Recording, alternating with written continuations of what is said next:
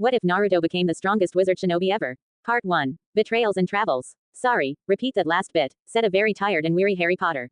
He rubbed his eyes and shook his head with the futile hope it would somehow make the words he was about to hear change from the last time they were uttered. I could have sworn you just said I had an unbreakable marriage contract drawn up in my name by someone else. The intimidating goblin in front of him nodded gravely. Normally a goblin couldn't care less to what happened to a wand user, and Harry was well aware of this fact. But this one thus far had tried to be somewhat civil to Harry, which, to be brutally honest, seemed quite odd. He had never known anyone other than Hermione who had selflessly helped him in the past. Everyone else always had an angle they were trying to achieve. He put his thoughts of crazy goblins out of his mind. He paid attention to the words being spoken. A marriage contract was drawn up between your magical guardian at the time, one Albus Dumbledore and the regent of House Pruitt, one Molly Weasley. This document was only discovered 2 days ago when extraneous vaults opened in your name over the past decade and a half were consolidated into your trust vault.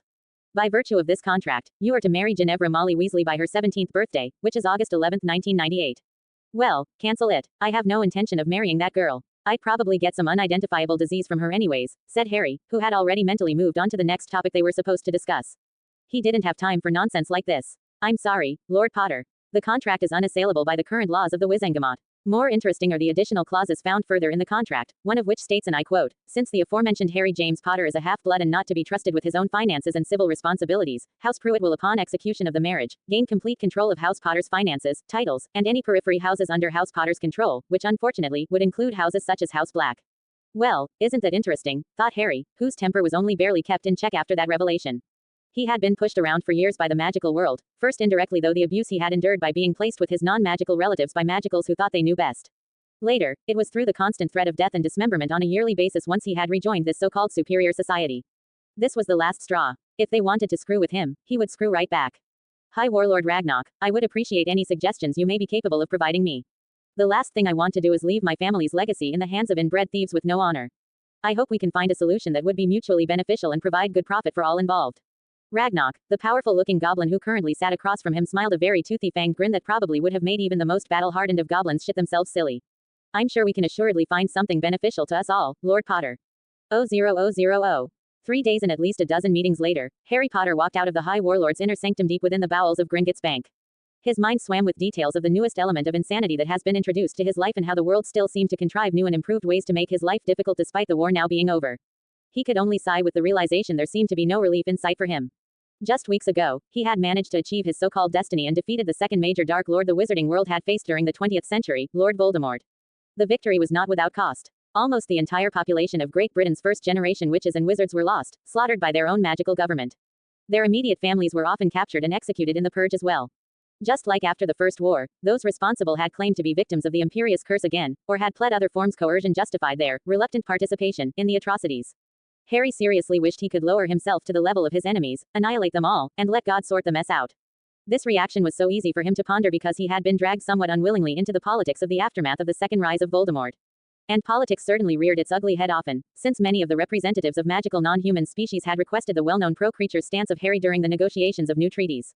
The Fudge, Scrimgeour and Voldemort-led governments had laid waste to essentially every treaty ever signed by Britain.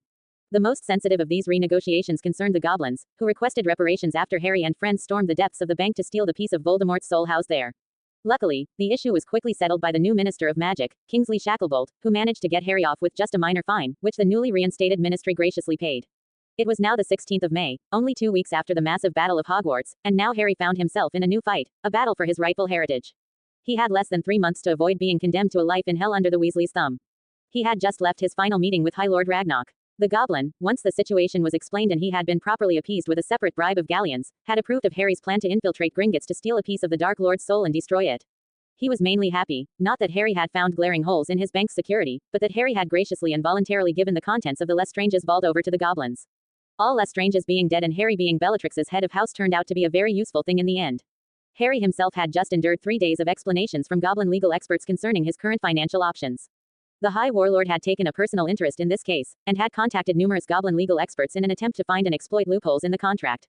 Their findings, however, were not what everyone was hoping for. In the end, very few things could be found that could be turned to go in Harry's favor.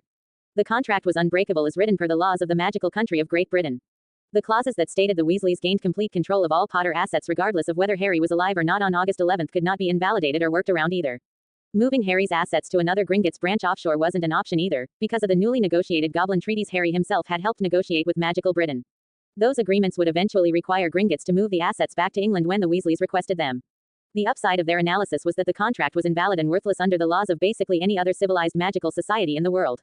Everything that had transpired and been discovered had culminated with the meeting Harry had just left.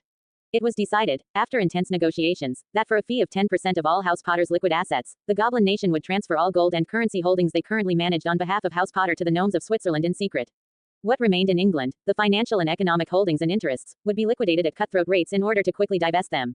Also, any significant or well-known real estate properties held by the estate within Britain were put up for sale at prices that would encourage their liquidation within 90 days. The one solitary property Harry would retain secret ownership of within Britain was his family's ancestral home of Potter Manor at Rowan Hill. The goblins had already established an alternative identity that would retain ownership of the property, which had never been burned down like Dumbledore had told the public. Harry had wandered the deserted hallways of his ancestors for 30 glorious, emotional minutes before ordering the home stripped, emptied, and then locked down in stasis. All movable physical assets owned by Harry were to be moved out of the country. The destination was a secret location below his new estate in Switzerland that only he and his elf Dobby knew the full details of once the goblin team that built the storage cavern voluntarily allowed themselves to be obliviated of the location in exchange for a 10% bonus.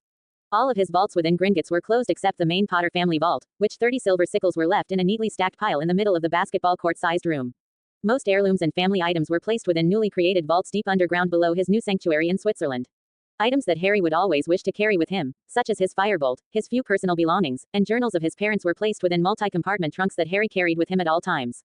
The trunks were kept shrunk within a bandolier-like armband attached to his wand holster which only Harry could see or remove. Then, Harry and the goblins repeated same process with the assets and financial holdings of the ancient House of Black. Harry figured Sirius wouldn't want his family's assets, no matter how much Sirius hated his parents and cousins, to fall to true traitors such as the Weasleys. He realized he had responsibilities to Remus, and Tonks, child Teddy, his godson, so he made sure trusts were established in Teddy's name that would have money transferred into them by the gnomes each year. Eventually, August 10, 1998 arrived and Harry sent copies of the marriage contract to the press, both domestic and international, to be printed on the 11th. His goal was to make it worldwide public knowledge just how poorly England treated its heroes. This also provided the additional benefit of discrediting the Weasleys, who had been doing their best to become media darlings and the epitome of what a family of the light should be. Harry bribed an official in the Flow office in order to make use of a very little-known feature of the transportation system that allowed for distribution of ministry notices. With this venue, Harry delivered a notice to every home and business in England that he would be holding a press conference that day. The conference, which quickly became headline news since Harry had been out of the spotlight for 2 months and had been completely unreachable, drew thousands of spectators to the ministry atrium where it was being held. Through the goblins, Harry had hired his own security force of ruthlessly trained squibs and ex-ministry hitmen from Voldemort's first rise. The added security definitely helped, and he inwardly cheered as he waited patiently on the platform for the conference to start as he watched a herd of redheads stopped cold on their way to confront Harry. The security force that met them was led by a dozen of the biggest and most intimidating men Harry had ever seen. If Voldemort had used people like this instead of inbred lunatics with facial tremors and crossed eyes like Lestrange or the Carrows, he would have had the wizarding populace in his grip far sooner than he managed. Slowly, the crowd which had fixed its attention upon the loud and obnoxious throng of redheads returned its attention to the reason they were all in attendance. To the surprise of all present, Harry made a very short and succinct statement that he was permanently leaving England. With a wave of his hand, a multi-page document appeared in the hands of every single person present, listing in detail everything that would appear in newspapers the next day. Then Harry declared that, so long as there was a Weasley alive to tie him or his descendants against their will to a contract, Harry and his descendants would never step foot in Britain again. And with those final words, Harry activated a portkey and left the ministry. The reaction to the news was typical of the backwards British magical society. Most people were outraged that their hero and savior was being forced to marry someone against his will, and that the contract was designed so that everything that belonged to him was somehow going to be taken over by someone else when the marriage took effect. But these were the common folk. Despite being systematically hunted and executed, the majority of the populace of Great Britain was by far half-bloods and first-generation magicals. However, despite the fact they represented the vast majority of the country's population of Britain, they were a wholly apathetic lot, who had willingly let the ministry mistreat them for centuries. Most purebloods were actually incredibly happy to see the Potter and Black wealth redistributed, especially to a family as financially inept as the Weasleys. Most of them were actually counting on the Weasleys doing what they always historically had done when a financial windfall came their way. They would lose or spend all the money within a generation, sometimes within a decade. Harry did not leave the like he informed the shocked crowd in the atrium. Instead, he stayed within magical Britain one more day. This day would truly mark the day that Harry Potter decided to throw down the shackles upon him for once in his life and strike back at every single person who had wronged him. In his opinion, if wizards were going to stand back and permit the assets of House Potter and House Black to be gutted, then Harry saw no reason why the assets of said wizards weren't fair game as well. With the aid of some surreptitiously provided maps and blueprints of the homes of prominent members of Wizarding Society, courtesy of the goblins, and a time-turner whose existence had been lost in ages long past from the back of the Potter family vault, Harry began his revenge. During the longest night of Harry's life, he simultaneously visited the homes of every person that had ever wronged him with the aid of the Time Turner, Weasleys, members of the Order of the Phoenix who had been knowledgeable of his life at the Dursleys themselves, his Aunt Marge, former Minister Fudge, Madame Umbridge, corrupt Aurors who had helped the Death Eaters and had gotten away with it such as Dawlish, and every member of the Wizengamot who had been recorded voting against him in his sham of an underage magic trial 2 years previous. They were all visited, and every one of their homes was attacked and razed to the ground. None were spared, and no one suspected Harry was directly responsible, because there were already advance fake international news postings complete with photographs of Harry's travels circulating in the press thanks to Gringotts. With that last act, Harry left England behind, and never looked back again for years. 000. The profound sense of freedom that Harry gained from leaving England had been something he had never had before in his life. He traveled the world under an assumed name, where he used his anonymity to study, learn life, and relax. The biggest influence upon his life suddenly became his parents, as the previously lost journals of his mother, father, and Sirius were pulled from storage boxes from a dark corner of the Potter family vault and from Sirius' trust vault. He found more stories about the 3 people he loved more than anyone else in the world from those pages than anyone had ever bothered telling him previously. The adventures, the jokes, the pranks, and the unfiltered true history of his parents had documented within these pages slowly became worth more than all the material wealth he had fought tooth and nail to keep from thieves. The one problem he encountered as he read the journals of the trio was the realization that his parents and Sirius had been incredibly intelligent. His mother likely would have been able to run circles around Hermione. Upon reflection, he slowly became well aware of the limitations of his own education, and his previous lack of studio useness. To counter this, he traveled to South America and enrolled at the hidden Mayan enclave with the initial goal of simply finishing his newts. The more he studied there, however, the more he was both amazed and disgruntled by how little of the world of magic he truly had been exposed to while in England's educational system. The Mayans were excellent practitioners of rituals of life and death, and Harry learned much about his past, present, and future while there. The identities of many who had betrayed him and many who had helped him behind the scenes, often to their own detriment, were revealed to him as the strands of his life and cruel shears of fate were analyzed by true seers. It almost made him sick to think about how badly he had been duped by those around him. Obliviations, compulsions to avoid specific people, loyalty potions, and blocks on his very magic itself. As the list of wrongs committed against him grew and grew, Harry found himself forced to review his life objectively with the knowledge he now possessed and was slowly shocked by the revelations he had when began writing down all the things that had happened to him. Harry knew his magic had the potential to be strong beyond belief on rare occasions, most aptly demonstrated by his ability to drive over 100 Dementors away from his godfather Sirius at the end of his 3rd year. It was on special occasions such as these, that Harry's magic would fight against the blocks on them, almost shattering them completely each year at Hogwarts when faced with the deadly events that threatened him. The broken blocks were never completely undone, and new ones were always simply placed over the existing restrictions on his magic during his extended hospital visits. The removal of the remnants of no less than 9 blocks on his magical core had put Harry in coma lasting a month and completely changed him in ways he could never have imagined. He was physically and mentally stronger, healthier, and his eyesight improved to the point where glasses were no longer necessary. His magic grew and reveled in being free for the first time in 17 years. And with the correction of all the abuse that had almost ritually been inflicted upon him for the last 17 years of his life, Harry rededicated himself to his studies and tried to become the man he knew his parents would be proud of. Suddenly in his mind, to fight and defeat a Dark Lord wasn't something to be proud if all he went on to do afterwards was to become a drunk or arrogant sod that brought home a new woman each night. Harry wanted to better himself while he learned about magic, kept his sense of humor, and became a better overall person. His studies at the Enclave included wards, curse breaking, spell crafting, enchanting, and a whole host of skills which Harry dove into with a reckless abandon. As he delved further into the study of wards, he developed the very useful skill to see magic, also known as mage sight. Mage sight was something that Harry had heard very few wizards speak about, and he always assumed it was only the rare wizard like Dumbledore who possessed the ability. Mage sight after all was what allowed the old fossil to see through Harry's invisibility cloak and then boast about it afterwards in his 1st year. Harry now learned that it was a trainable art, which of course was banned within England for being a dark ability. The biggest life-changing difference was the emergence of intentional wandless magic. Previously Harry had only rarely performed wandless magic, and it only occurred in times of great stress and emotional upheaval.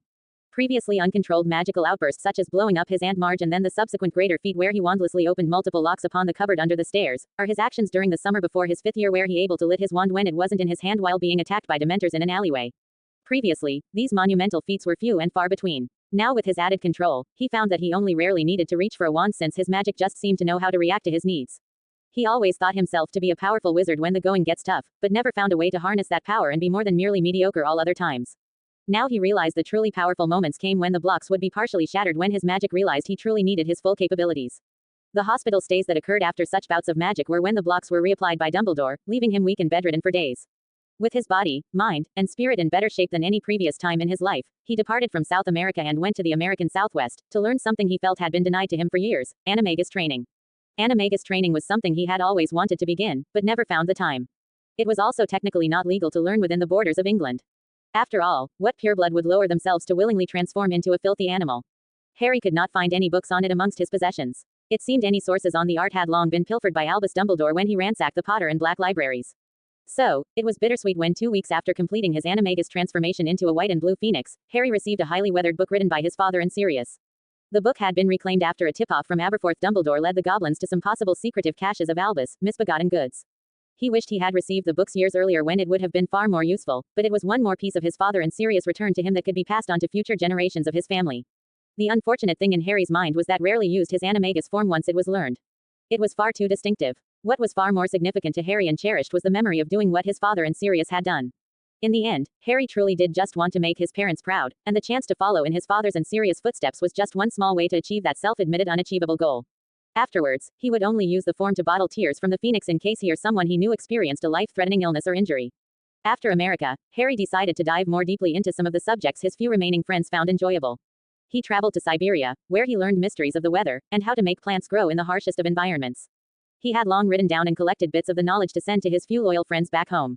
A letter with the more esoteric spells and information from Siberia had only been sent for a few days previous to Neville Longbottom, when Neville showed up himself to enthusiastically learn right alongside him.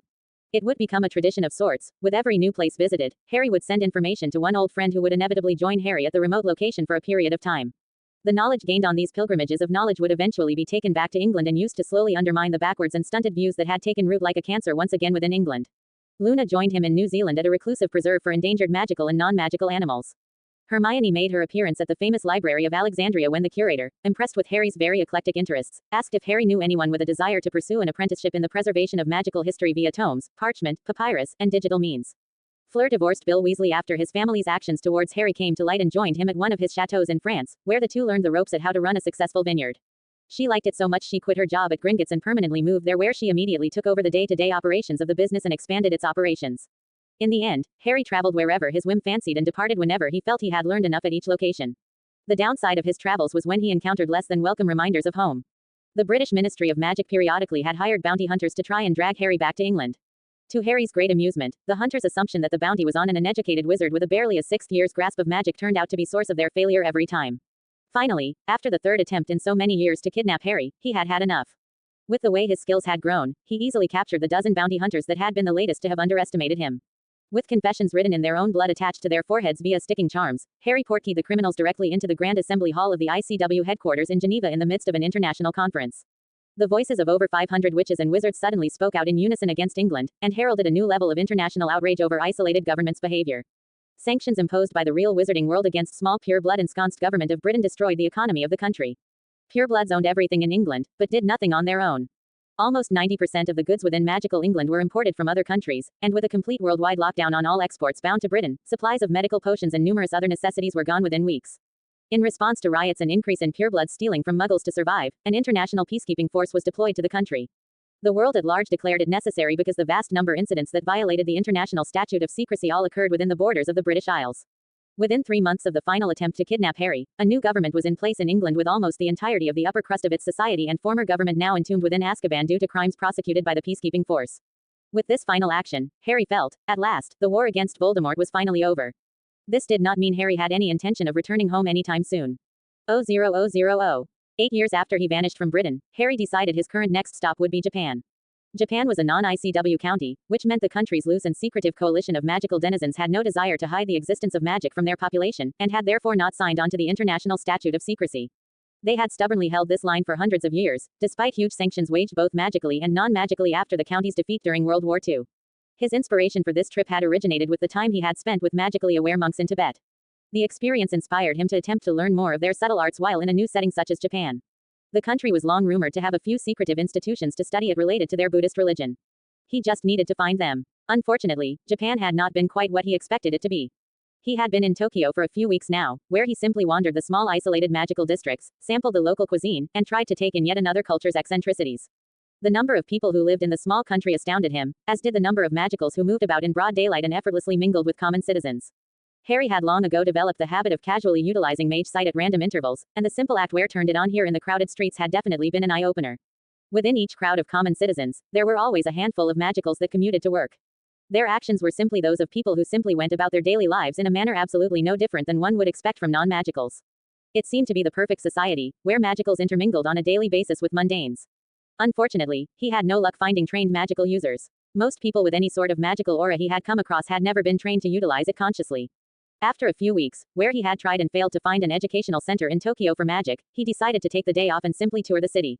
He had headed out in the direction of the city's waterfront, with a vague goal finding a river tour when he suddenly felt something. It was not like the nervous feeling he sometimes got when unknown people would place him under observation, or the urge to fully release his powers when an imminent threat was nearby. It was more like something nearby was powerful but had not noticed him yet. He slowed his pace and casually walked towards and leaned against a nearby building. A tourist guide map was quickly brought upwards to obscure his face while he pretended to read. He palmed a wand and cast a one-way transparency spell on the leaflet often used by aurors to allow them to snoop through walls on unsuspecting suspects. It allowed him to see clearly through the map as if it wasn't there and left the random pedestrians who passed by none the wiser. With a casual look around, he found there was no one in particular who stood out, but then he enabled his mage sight and got one of his first genuine surprises in a long time. A stranger walked on the other side of the street in the opposite direction Harry had previously traveled. Their aura even now sent powerful irregular bursts of magic in all directions that Harry observed in quiet fascination. The power at the person's fingertips seemed barely controlled and absolutely wild in nature.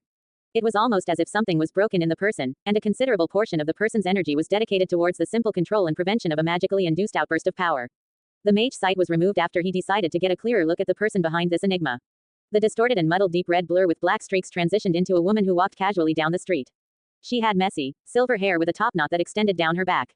She was dressed in a black military uniform with a loose and open robe covering the whole ensemble.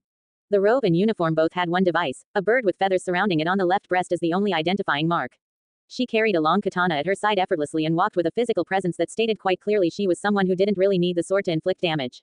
The woman was directly across the street from Harry when suddenly she stopped.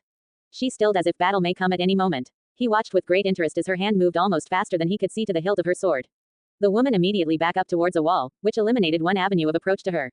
She looked around the street, almost like a predator that was now gleefully prepared to pounce upon prey which had foolishly walked into its territory.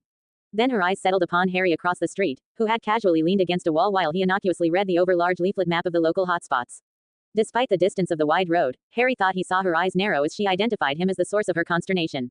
Well, Harry thought, this definitely was one of the more powerful local magic users he had hoped to find. Only question is, will she help me or kill me? It was probably smart not to tempt fate with the obviously deadly female, but when had doing the smart thing ever been the route chosen by Harry Potter? He looked to his right and noticed a small tea shop. Yes, that should do quite nicely, he thought to himself. Harry lowered and folded the leaflet before he placed it back into the bottomless pocket of the very bright and touristy bag that loosely hung from his shoulder and across his chest. He then deliberately looked across the street and locked eyes with the now dangerously poised woman. Throwing caution to the wind, he cocked his head, raised an eyebrow, and threw the famous Potter lopsided grin at her. If anything, the woman seemed to emit a palpable sense of rage at the sheer audacity of Harry not running away, soiling himself in terror. After he gave an exaggerated sidelong gaze at the tea shop, and then back at the woman, Harry briefly nodded his head to the right, where he hoped the woman would take the hint and follow. He never looked back as he walked into the tea shop. The Black Sekire. Harry had been seated in a shadowed back corner of the shop less than a minute before the imposing woman walked into the shop. With no hesitation whatsoever, she immediately walked towards Harry without the need to look around to ascertain his location. Harry casually fired a wandless translation spell at the woman from under the table. Harry had decided long ago he had no need to ever learn foreign languages after he discovered a translation spell in one of the older Potter tomes that wasn't stolen by Dumbledore. The spell literally made it so any language heard by the spelled person would sound like the person's native language to them. The spell was quite good at subtle nuances of current slang as well, and was perfect aid to casually into a new society without the immediate stigma of being considered a foreigner. He eventually refined the spell by combining it with a modified charm created by Remus of all people. It was a joke spell from the Morators, which would make a person speaking appear to not have their mouth move, and another random person's mouth within eyesight of the victim appear to move instead. When the spells were combined with some tweaks, it allowed for the affected individual to not see something akin to a badly dubbed foreign film, where the mouths did not move correctly with the sounds that were being heard. The interesting thing that happened when the spell hit the woman was that she flinched slightly. She looked around casually, yet the motions were quite deliberate in nature. Clearly she had anticipated an attack coming from somewhere else in the room. So, sensitive to magic, but unable to precisely determine the origin of a spell, Harry thought. This is going to be interesting. Harry suddenly found the old Hogwarts motto floating through his head, and found that his current actions seemed to be going completely against the very wise age-old piece of wisdom that said, never tickle a sleeping dragon. Which is exactly what his current actions felt like he was doing. He stood slowly as she approached, and graciously said, "Would you care for a spot of tea, my lady?" While he gestured at the same time at the table near he was seated at. Despite being 3 meters away, she tensed at the motion, ready to slash at him with the sword. She was definitely normally a kill first ask questions later sort of person. However, the hesitation only lasted a second. Then she seemed to decide she was amused by this game for the moment, as she smiled a tight, well-rehearsed fake smile. She stared directly into Harry's eyes and without blinking, purred at him. Sure, it had been a very long time since Harry had heard a solitary word spoken in such a manner. The single word carried so many more meanings than simply an agreement to sit and have tea. The word promised pain if the conversation proved not beneficial to her. The word promised death upon betrayal. When Harry then reviewed it a third time in his mind, he decided the word pretty much promised the likelihood of something bad happening to him regardless of what he did. He couldn't help it and internally laughed. This was definitely going to be fun. They sat down and a waitress immediately came over and asked for their orders. They both quickly ordered and watched as the woman walked away. He turned to his guest and asked, "Would you allow me to place some privacy wards up?" The only response was a sudden quirk of one eyebrow which was contrasted by the glare of her other eye. But it was the slight tilt of her head that hinted that she had no clue what he had just asked. But the nod of curiosity that followed a few seconds later was all he was really interested in at the moment. Harry turned away and his wand flashed from the hidden holster on his forearm. Anti-apparition, anti-portkey, silencing, eavesdropping, repelling, and anti-scrying wards flashed up in seconds from years of practice. It was a spell chain Harry had learned by heart. It was based originally upon the protections Hermione had come up with all those years ago during their year-long camping trip from hell. Since then he had expanded upon them greatly, the original 8 spells now lengthened to almost 24 spells. He turned back to her and saw the eyebrow still quirked and her glare now demanded answers as to what he had just done. He leaned back, made a discreet gesture with his wrist that caused the wand in his hand to vanish back into the holster, and picked up his tea. Those are wards. Spells to make sure our conversation stays private to anyone who might interrupt us. Neither magical nor technological forms of eavesdropping will make it through what's around this table right now. Harry barely caught the slight widening of the eyes that greeted this statement before it was quickly suppressed. She was obviously quite well practiced at suppressing her emotions overtly. However, she was definitely not a trained Clumans, and her internal thoughts were practically screaming at him as she sat there. She was definitely a killer, and almost every other thought that crossed her conscious mind at the moment could be summarized with, "He's dangerous, kill him and run now." This thought was being fought though by the simultaneous workings of a highly analytical fighter's mind that told her to evaluate the level of threat he posed first, and that need to know what Harry was kept her in her seat for the time being. Figuring it was time to move the conversation along before his paranoid impromptu date decided to literally cut her losses, he decided to introduce himself. "I apologize for not introducing myself. I'm Harry Potter, traveler and exile of England." He extended his hand, debating whether to shake or kiss it. If she reciprocated, it would all depend upon her response. With no hesitation, she extended her hand and said, "Sekare number 4, Karasuba. A pleasure to meet you, Mr. Potter." Harry gently touched her fingers, bringing them forward as he said, "A pleasure to meet such a beautiful woman." He gently kissed her knuckle. Her fingers were calloused and rough. Despite being a beauty, she was obviously no slouch and knew the value of hard work. The whole time, he had never looked away from her face other than to order his tea and to set the wards, but he finally truly looked at the woman across from her. She appeared older than him, but that could simply be from having lived a rough life. She was clearly half exhausted, with large bags under her eyes and an ever-present weariness that barely showed through the feeling of menace that surrounded her. He also filed away the number 4 feet and word, Sekare, to be pondered later. After he pulled away from and released her hand, she seemed amused at the action, and her thoughts were broadcasted towards him so loudly his passive legitimacy needed no real effort to pick them up. "The stupid human seeks to woo me. She isn't human." Harry pondered this information, and in spite of himself found himself definitely intrigued by the news. It also meant he had no need to beat around the bush and could ask questions immediately. "I'll get straight to the point then. I travel the world, visiting various schools and institutions of magic. I came to Japan to learn about magic of this country, since any real information about the magic that's practiced here never leaves or is heard about, since your country has refused to become a member of the ICW. Clearly you're a powerful magic user. I could feel your aura as you walked up the other side of the street towards me when you were still 500 meters away. I was hoping to ask you about who trained you, where the local schools or masters are, stuff like that." As Harry spoke, her eyebrows slowly rose higher and higher. Finally, when he finished, she stared at him, and finally laughed a low haughty laugh. "That has to be the single most ingenious pickup line I've ever heard. I won't kill you simply cause of that. But, I believe our conversation is now over." After she stood, she muttered under her breath and chuckled afterwards, "Magic, seriously?" Harry raised his hand slowly, in an effort to placate her. "Wait, please. Just for a moment, would you care for me to prove it to you, in a completely innocuous manner?" She stared at Harry, silently weighing the proper course of action she would take. Harry could tell that she still hadn't decided if he was a threat or not, merely that she thought him an imaginative foreigner who was still actively trying to get into her pants despite being called out on his bluff. The woman sat back down and said in a clearly sarcastic yet amused tone, "Sure, amaze me with your magician's tricks, oh grand sorcerer." Well, this was certainly going to be a fun time walking the razor's edge, thought Harry. He quickly decided the spell he already cast on her would be his best bet to prove his claims true. "First, I ask you to not attempt to attack me until I've finished talking." Harry raised his eyebrows at her, while he waited for an acknowledgement from her. After 10 very long seconds, where her amused smile vanished from her lips and was replaced by something quite calculating, she very slowly nodded. "I don't speak Japanese. I assume that's the language you hear me speaking to you at the moment." The brief nod was the only acknowledgement Harry received. "When I first left England I went to South America to finish up my basic education. I quickly realized I had a small problem because I didn't speak Spanish. Before bothering to learn the new language, I tried to see if there was a magical solution first. I found an old spell my family created a long time ago. When cast upon someone, they will understand literally any language spoken on this planet for the next 12 hours while the spell stays active. That's what I cast upon you as you walked up when you entered the store.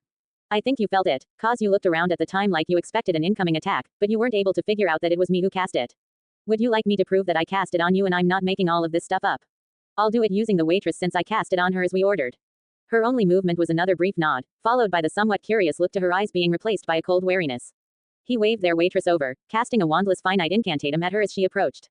Excuse me, but could I bother you for another tea please? The waitress looked at Harry strangely, and didn't understand why he suddenly spoke another language. Harry turned to Karasuba and asked, You heard me speaking Japanese and understood me just now, right? Ask her if she understood what I just asked. Karasuba asked the woman and the waitress quickly shook her head, no. Karasuba turned to him with a now quirked eyebrow and Harry could easily see a slightly impressed smirk tug at one corner of her mouth. Harry's wand immediately flashed and he incanted, Obliviate, at the waitress, and then he quickly recast the translation charm on her. You don't remember walking up to this table just now, all you know is that we've both asked for another cup of tea and you were about to go and bring it to us. The waitress blinked and shakily wandered away from the table. Believe now. By the way, the spell I just cast on her removed the memory of the events that she doesn't think were strange and pay more attention to us than she normally would have. If you want further proof, I can remove the spell and re-add it to you just so you can see for yourself. She nodded her assent, and Harry quickly removed the charm from her and said in English, You are the most beautiful woman I've seen in a very long time. The smirk returned full force this time and her eyes had a bit of merriment in them when she responded in kind in English. It probably would have been quite a bit more humorous if you had spoken that in a language I didn't already know, but thank you for the compliment. You're still not getting in my pants. Harry laughed out loud and mindlessly recast the charm on mid-sentence as Harry responded with, But did you at least appreciate the amazing English accent? Karasuba gave a small chuckle that quickly stopped as she realized she saw his hand move. After the movement, Harry switched from English to Japanese immediately afterwards. Okay, you've convinced me. What exactly did you want from me again? She was still very weary of him, but she seemed to at least think that I wasn't merely here to hit on her.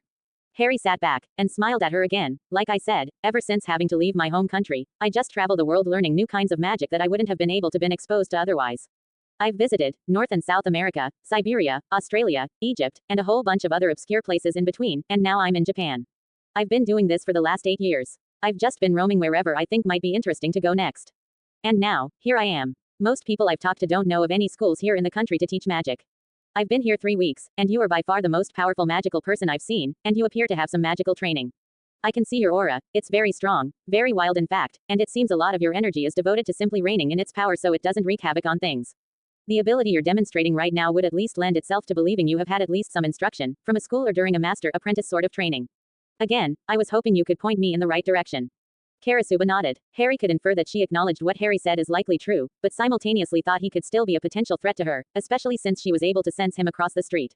Realization dawned upon him that he hadn't gotten to the point where she would be ready to pass information back yet.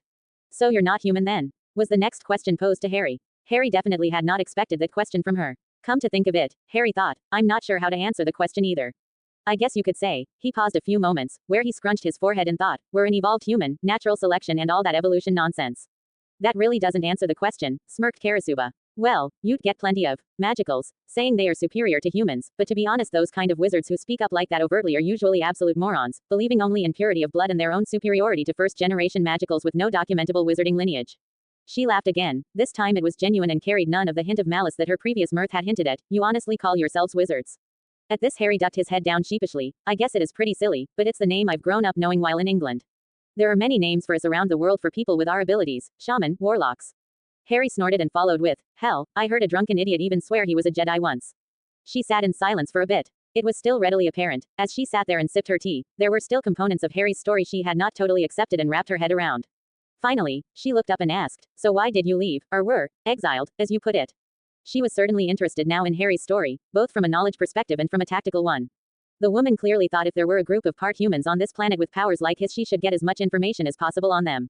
At this point, he certainly didn't care how or what she knew about magicals, but he also was weary of telling his history of being betrayed dozens of times throughout my years of travels. So he decided to give a bit of backstory and try and push the full tale off for a bit. It's a long story, Harry said. He took a deep breath and pondered how to tell it simply and concisely. I'll try and keep it somewhat brief and short. Suffice it to say, there was your stereotypical bad guy wizard running around England from the mid-70s and into the early 80s. I was a year and a half old when the guy killed my parents, and then tried to kill me. The killing curse, which was considered unstoppable at that point by everyone on the planet, bounced off my forehead instead of killing me. Harry brushed my messy hair aside, showing her the scar which could only be faintly seen at this point. It bounced off me and hit him, temporarily defeating him, but not quite killing him either.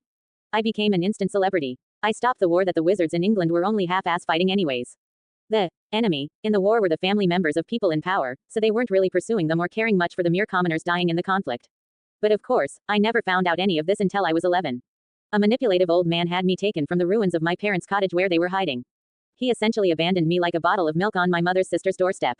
They were people who hated my mother and magic in general. Harry took a deep breath. He was absolutely not going to go into detail about the Dursleys. It was rough, that's all I'll say about those next 10 years.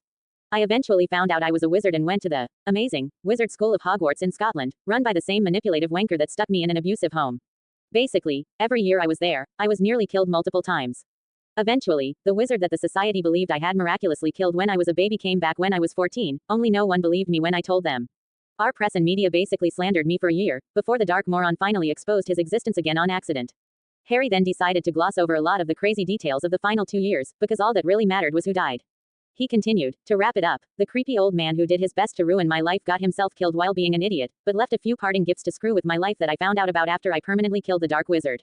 The thing you have to understand is that the magical part of Great Britain still lives 300 years in the past, and still uses archaic things like marriage contracts between so-called noble families for business and political alignments. They're not valid anywhere but in England since they don't require any sort of magical bonding of two souls or vows at the time they were signed, but they are enforced like they were at least within their country. Long story short, the old man set me up to marry the daughter of one of his biggest supporting families. I also found out they all had been lacing my food with love potions, key toward the little slut for years. Her very poor family was to receive all my family's wealth in the event of my death even if I wasn't married to her yet. Her family would also take complete control of all my assets upon marriage because as a dirty half-blood, and Harry pointed emphatically to his chest a few times here to drive those words home, I wasn't worthy of my father's pure blood heritage because my mother had sullied the line with her dirty blood. Harry then leaned back, and smiled a grim smile at Karasuba. Luckily, I found out about all this 2.5 months before they were going to surprise me with all of it.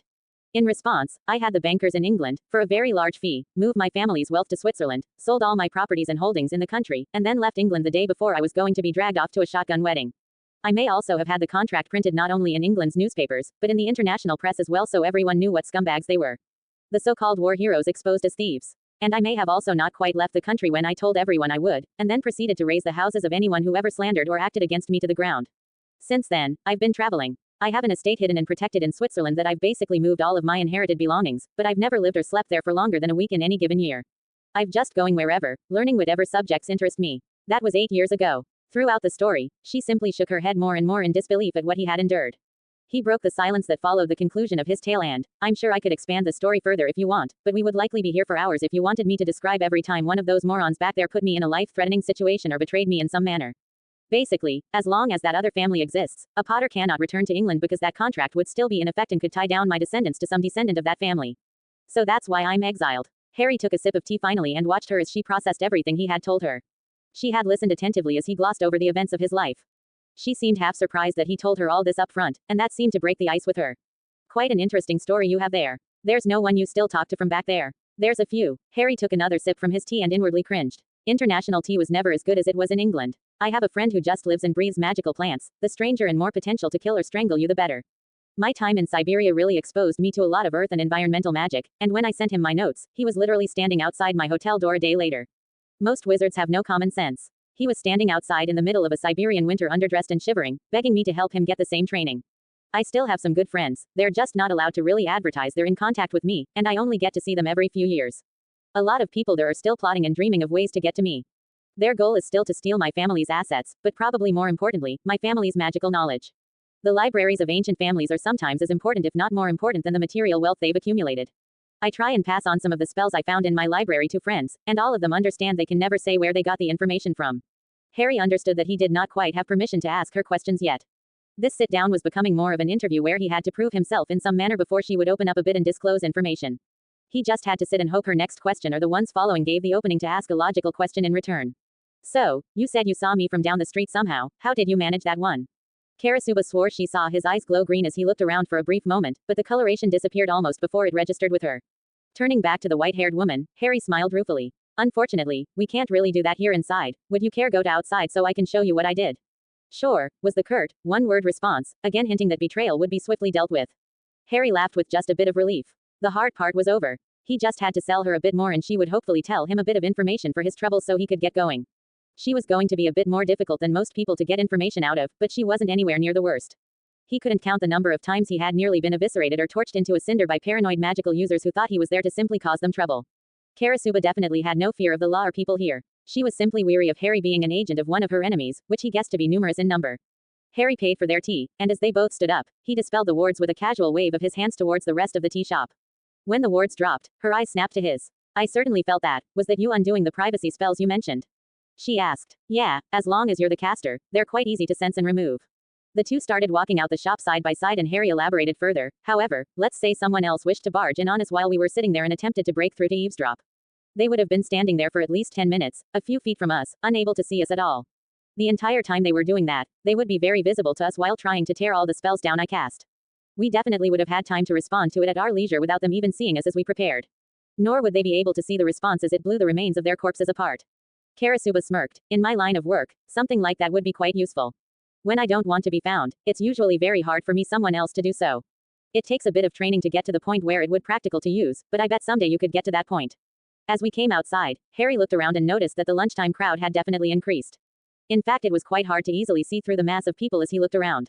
Harry groaned and said, there's too many people out right now because of lunch, it'll be hard to see a big part of the crowd easily. Harry looked up instead and nodded to himself. He pointed at the roof of a 20-story building across the street. I can apparate us up to the roof of that building over there, and we can look at the crowds easier that way if you want. Karasuba asked the obvious question, what exactly is involved when you apparate? Harry considered for a moment how to explain it. Well, easy explanation is, you teleport from one location to another. Her eyebrows both rose at this possibility, and she definitely seemed interested.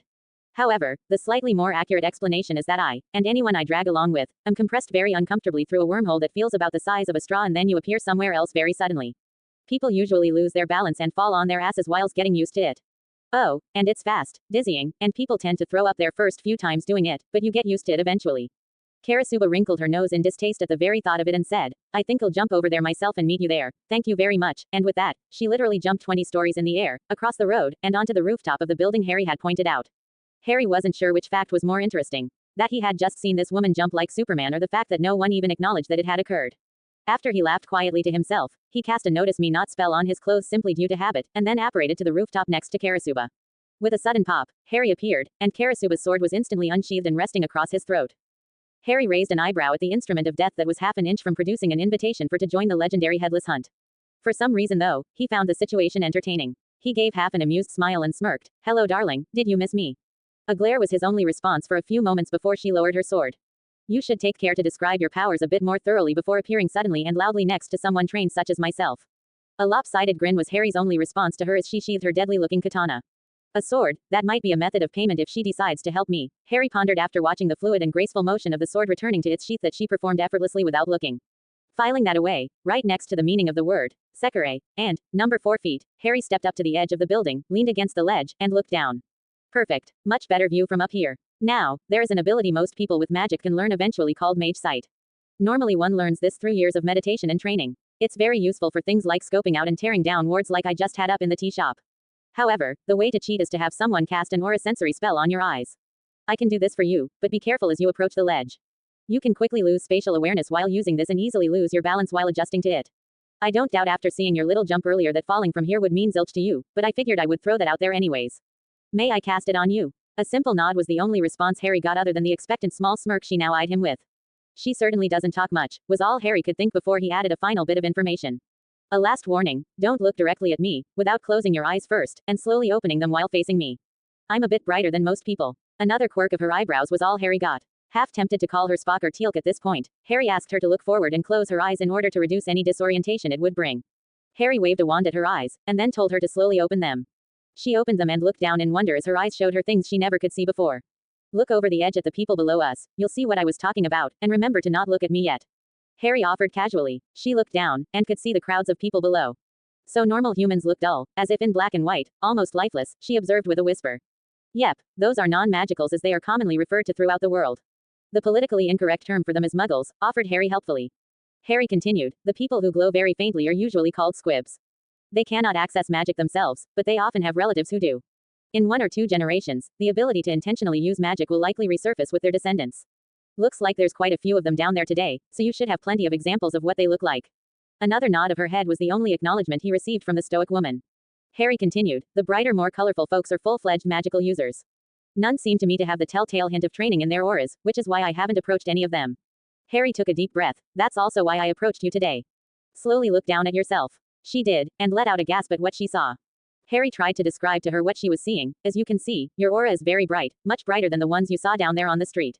What really drew me towards talking to you are the waves of magic you see emanating from yourself. That's what I felt as you approached me on the street this morning. If you look even closer at yourself, you'll see that your aura compresses and expands with each pulse, like your magic is trying to rein in all this extra power for a while, then bleeds off the wild magic in a burst, and then flexes down on itself again. Normally, it takes training to do this. With a quiet approach from behind, he spoke softly and cautiously to her. It also tells me something traumatic likely happened to you at some point. Traumatic events affect magic users in a lot of different ways, and there's often no rhyme or reason for what happens. Whatever it was, it looks like it damaged your magic, and this pulse and release was the best way it could come up to compensate. That or you received some specialized training and learned to do this on a subconscious level at some point. Makes sense to you? Yeah, I guess. I never could have guessed I was doing this. It's a lot to take in, I know. All of this was dumped on me at the age of 11 with no context at all and just thrown at me. Karasuba had just continued to gaze at herself for a few moments. She gave a casual wave here and there that allowed her to see the fluctuations in her magic that her direct actions caused. Suddenly, she grasped the hilt of her sheathed sword at one point, and both of them could see her power channeled through it, pure energy prepared to be released at a moment's notice. Then suddenly, the surge vanished, and the normal periodic pulse of magic was the only action her magic took. Finally, Harry figured it was time to wrap things up. Okay, last thing, close your eyes, and turn and face towards me. She did so, and patiently waited for instruction. Now, I want you to slowly, very slowly open your eyes and look at me. Look away if it gets too bright. Karasuba had barely opened her eyes when she flinched violently away. It's like staring right into the sun after coming out of a dark room. She was furiously rubbing her eyes while trying to soothe them. Yeah, that's why I wanted you to look at me last, because you won't be able to look at any other magic for about a minute or so now. If you close your eyes, I'll remove the spell from you. She did as asked, nodded, and Harry removed it. When she had opened her eyes, Harry asked, starting to believe now. She nodded as she opened her eyes, blinking and rubbing them. Least it doesn't leave bright spots in your eyes after you remove the spell. It's a very neat trick, was all she eventually said. Harry walked up to the edge of the building, and leaned against the lip and looked down. She joined him after a few seconds, where she stood much closer than she had earlier. Harry looked at her. So I'm not sure how much formal magic training you've had, but you were the first person I've seen so far in this country with any hint of an organized aura, so I thought I'd take a chance and ask. She nodded and simply stood there for a minute and said nothing. Finally she stated, sorry to disappoint, but I've had no formal training in magic. My story isn't quite as straightforward as yours. And that's with yours easily passing as the craziest series of events I've ever heard. Harry sighed. It was worth a shot. I guess there are no real schools of magic here in Japan. It was always a chance that I wouldn't find anything here. I mean, the ICW has nothing on what goes on here, but I couldn't really count on that being the end-all be-all on the situation. She remained silent a few more minutes. An occasional glacé was made at Harry before she turned and looked at Harry again quite strangely. Is this something I could be trained in? Asked Karasuba. I don't see why not. It's a large time commitment. I mean, I did technically go to school for 6 years, fight in a war for a year, and then I've done on and off education and self-study for the last 8 years, he said. Karasuba looked a bit disappointed, but nodded her understanding and looked back at the street. But if that's something you really want, I'm sure we could make arrangements, Harry said at last. The fact she was obviously a killer made no real difference to him. She had acted respectful the entire time they had conversed. Only actions against him had been direct results of her paranoia, something he could hardly blame her for, especially considering how paranoid he was these days. She turned her head back to him at this statement. She had most certainly not expected this statement from him by the look on her face. Suddenly Harry felt what he could only describe as a very strong compulsion, almost like a Vila-like allure. It emanated from her and tried to grab a hold of his mind. Harry shook his head, closing his eyes, while he involuntarily took a step backward and clamped down on his occlumency shields. Finally he managed to blurt out, what the heck was that? She looked at Harry strangely and half wondered if he had turned slightly deranged, and asked, what was what? Harry cocked my head and seemed to gain a better hold of himself. The allure was still present, but it had already begun to fade from its original intensity. He looked right into her eyes and said, Vila are a magical race of women, with avian origins. One of their traits is to push out a lust-based compulsion charm to addle the brains of men. It was almost like you just pushed out a Vila allure. It felt like a massive compulsion charm trying to get me to walk up, grab you, and kiss you. She blinked rapidly, and he could see her attempt to digest this statement before her eyes widened almost comically and she took a step back as well. That shouldn't be possible, was her only response, barely audible as she whispered it to herself while she looked down at her hands and then shook her head. After he had waited a few moments for her to elaborate, but received nothing but silence in response, Harry had to follow form and ask the stupid question of, what shouldn't be possible? She looked up and straight into his eyes again, the sudden spoke of increased allure dramatically. The mental attack caused Harry to lift his hand to his head in an effort to ward off whatever it was she was doing. The effect became so strong Harry audibly groaned under the mental onslaught. Finally, after Harry took another step back and leaned against the wall for support, she turned away and walked a few steps. The pressure eventually reduced down to a manageable level, and she said over her shoulder, I guess I'll need to tell you my story then, if you can hold that off for a while. She looked completely out of sorts now. The tall, commanding, and half-crazed killer initially seen on the street seemed strangely shrunken. She steadied herself and asked, care to come with me back to my apartment and listen? Harry may have been slightly addled with the full frontal blast of lusty compulsion that had just been leveled at him, but he wasn't outwitted enough that he couldn't respond, but I was always told never to go home with strange women. An eye roll was her response to the bad pun, but it caused the aura to drop significantly while said, cool it or I'll reintroduce you to my sword. A cheeky grin was all Harry could manage before he walked over to her again. The allure had definitely settled and she seemed to be somewhat back to normal. How are we getting there? That's simple, for me at least. I'm jumping there. I can either drag you along like a sack of potatoes or you can use your handy-dandy teleport thing with the side effect of vomiting and anal leakage and follow me there. I can only apparate somewhere I've been or seen before. Part of how it works. She looked at him again, and pointed northwest. I'm headed that way. Try and keep up, Mr. Wizard. Yes ma'am, Harry shouted at her rapidly retreating form. Harry found it incredibly difficult to line of sight apparate and keep up with her. She was damned fast and hard to spot as took advantage of cover whenever possible on the rooftops she traversed. She was obviously very good at her profession, whether it be just straight out killing or assassination. Her occupation would have bothered a 17-year-old Harry Potter straight out of Hogwarts, but that was before he was betrayed by practically everyone he knew, and learned that people who lived in the real world did not exist in black and white.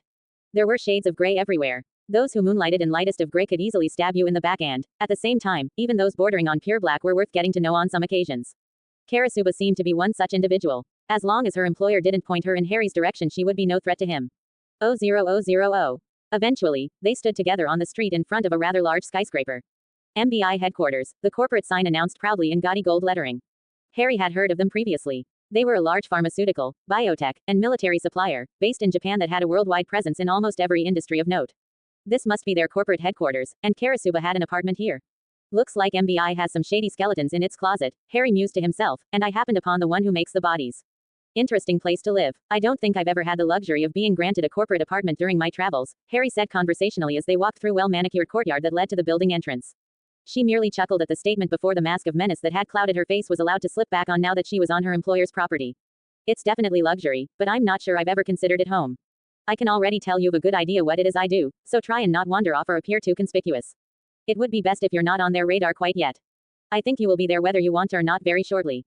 For now I would like to avoid dealing with the consequences of that occurring. At that very enigmatic statement, they proceeded forward into the lobby of the building. I'm putting a notice me not up on myself, I'll be right behind you, but you won't really be able to look at me directly and see me. Your eyes will kind of slide right past me if you try and stare at where my voice is coming from, Harry told her. He also disillusioned himself as well, since he figured there was no need to take chances. They reached an elevator whereupon Karasuba produced a plastic key card from her waist and keyed herself into a specific floor. Harry could feel her allure rising again as the elevator climbed. It seems like someone is having fantasies involving elevators, he internally chuckled. He was actually impressed that it was occurring while she stood there looking like one of the most imposing individuals he had seen in his life. Eventually, the elevator stopped and Karasuba walked out. He was surprised at the authoritative manner in which she stalked down the empty corridor. Harry could only assume there were security cameras here so she had to maintain appearances. They walked a good distance before they arrived at a door that appeared to be in a corner of the building. The door automatically opened as Karasuba stepped on the threshold of her residence. It was a beautiful apartment, but definitely reflected the fact Karasuba had declared she really didn't consider it home. It had a few mementos and possessions, some artwork, and nice high-end furniture. But it looked too clean, unlived in. He was reminded painfully of Tonks making the comment about his aunt's kitchen many years previous, and thought the analogy appropriate. This location was merely a place she would go to in order to sleep. The location itself held no value or meaning to her. Harry dropped the spells on himself and walked over to the windows that overlooked the city. It was a gorgeous view, with two whole walls of the bedroom being fully comprised of floor-to-ceiling windows. The ocean in the distance and chaotic nature of a metropolitan city was displayed in all its glory. Harry looked at her as she approached his side and stood by him just out of arm's reach. I love the view, this would be excellent to sit and relax in. Though I can see what you mean by, it's your apartment, but not your home. You don't seem to have personalized it very much, he said casually. She nodded at the observation. I meditate, eat, and sleep here, not much else. There's never been much of a need to make it more than that. So where is home, then? She looked at him, for a long moment. Harry could tell she normally was very close-lipped about her past, and she now waged some internal battle over whether to speak or not. I don't normally talk about. A sudden thought had occurred to Harry. He raised his hand up to stop Karasuba mid-sentence and looked around the room suspiciously. This conversation might lead somewhere dangerous and prying ears could be very interested in what was said. He had over the years become slightly more paranoid than Mad-Eye Moody, and right now was no exception.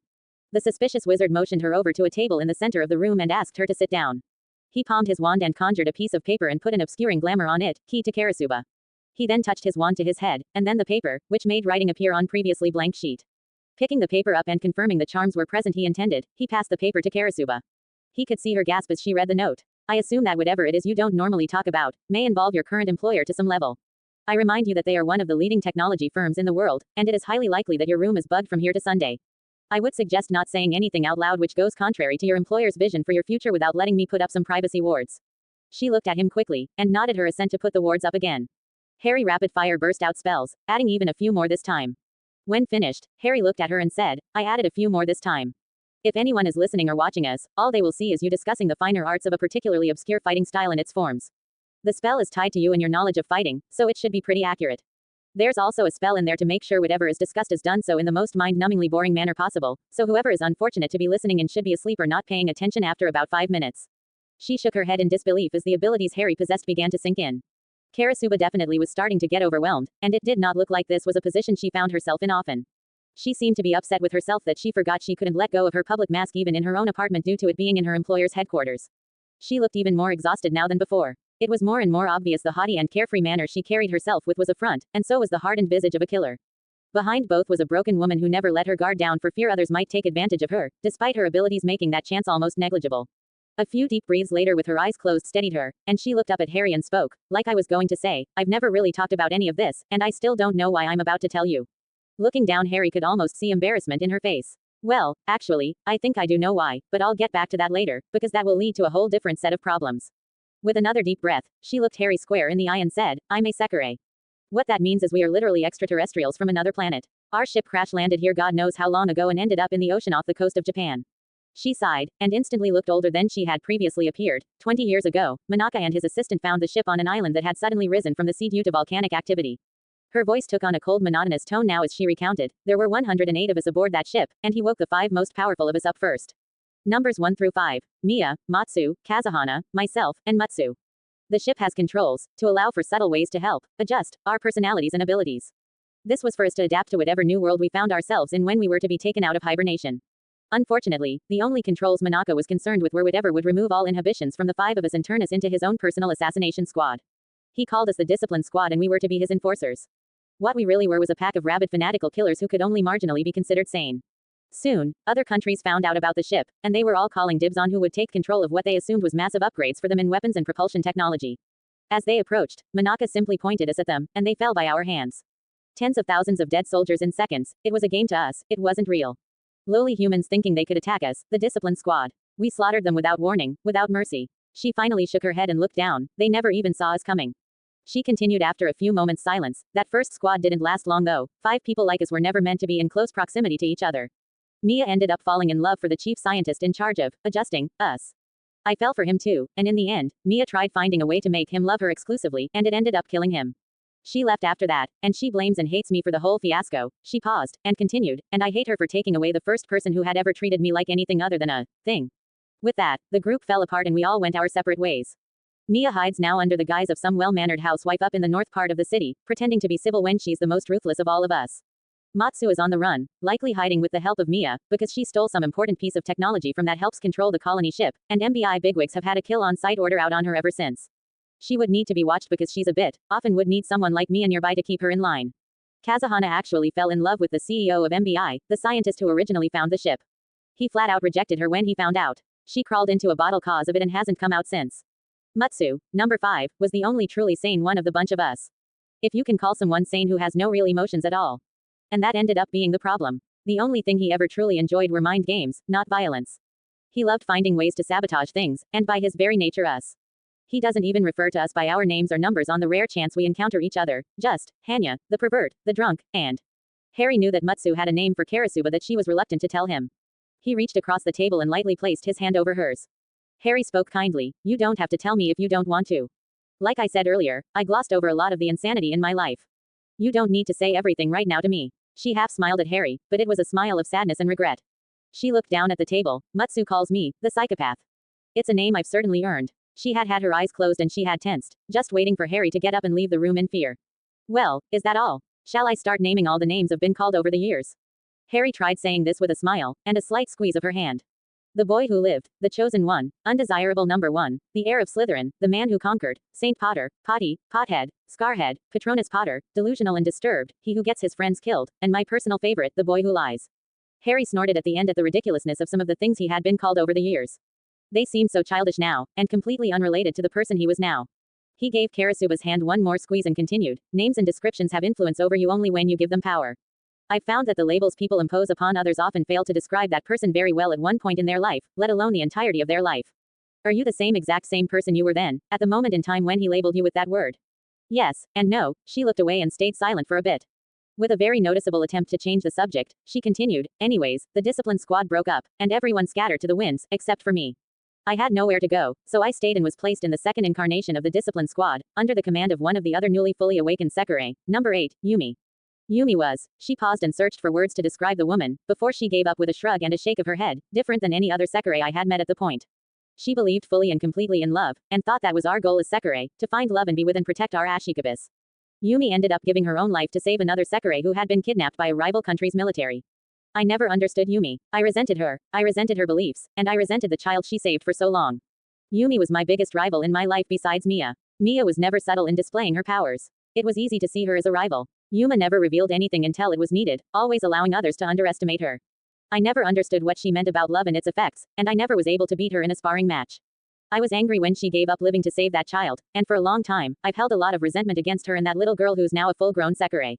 Finally, a third discipline squad was formed with me as its leader. They gave me 2 overpowered newbies as grunts, and it's been my job to keep the damage they make under control while trying to somehow enforce the rules MBI imposes on the other Sekirei. And finally, MBI felt I would be more conducive to abiding the company's wishes if I was bonded to an Ashikabi, so I and the 2 girls were forcibly bonded to an assistant to the CEO of the company. Wait, what? Forcibly bonded? Harry said in confusion. This reminded him too much of that crap the Weasleys tried to foist upon him years previous when they stated that Harry and Slutty were magically bonded because of the contract. They spouted that nonsense constantly, even after Gringotts got involved and very publicly swatted them down like flies. True bonds, after all, were voluntary and only activated through intent, because bonds usually imposed a price for all their benefits. If one person died, the other person went with them. Yeah, of all people they picked a gay guy who works here.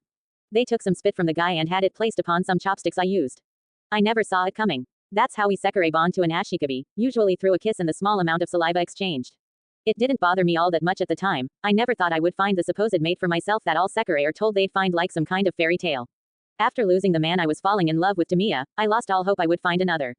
Our powers are limited normally until we find our Ashikabis. I'm lucky to be stronger than the rest because I was a low number. I was stronger unwinged than almost all other Sekirei are after they've been winged. But there's no love in our bonding, and so I don't believe I ever really gained anything from it. In fact, all I ever really gained is a weakness, since if he dies, I'm supposed to go with him, despite how weak our shared bond is. The 2 girls on the squad were forcibly winged too. Bennett Tsubasa is rather upset by the whole thing and it's really affected her moods. She's managed to somehow convince herself she loves the guy, but he won't touch her. Haihane is just glad she's bonded at all. I sometimes think she thought she would never be bonded. She doesn't have a lot of self-confidence. Her choice of weapons hasn't been easy on her. She's good with the things, but she always ends up cutting herself with them accidentally when not fighting. The cuts get infected and then she gets scars everywhere cause of them. She's pretty fair-skinned too so she never goes outside. Some of the other Sekirei gave her the nickname, the Grim Reaper. Basically, they've led to her not having a high opinion of herself.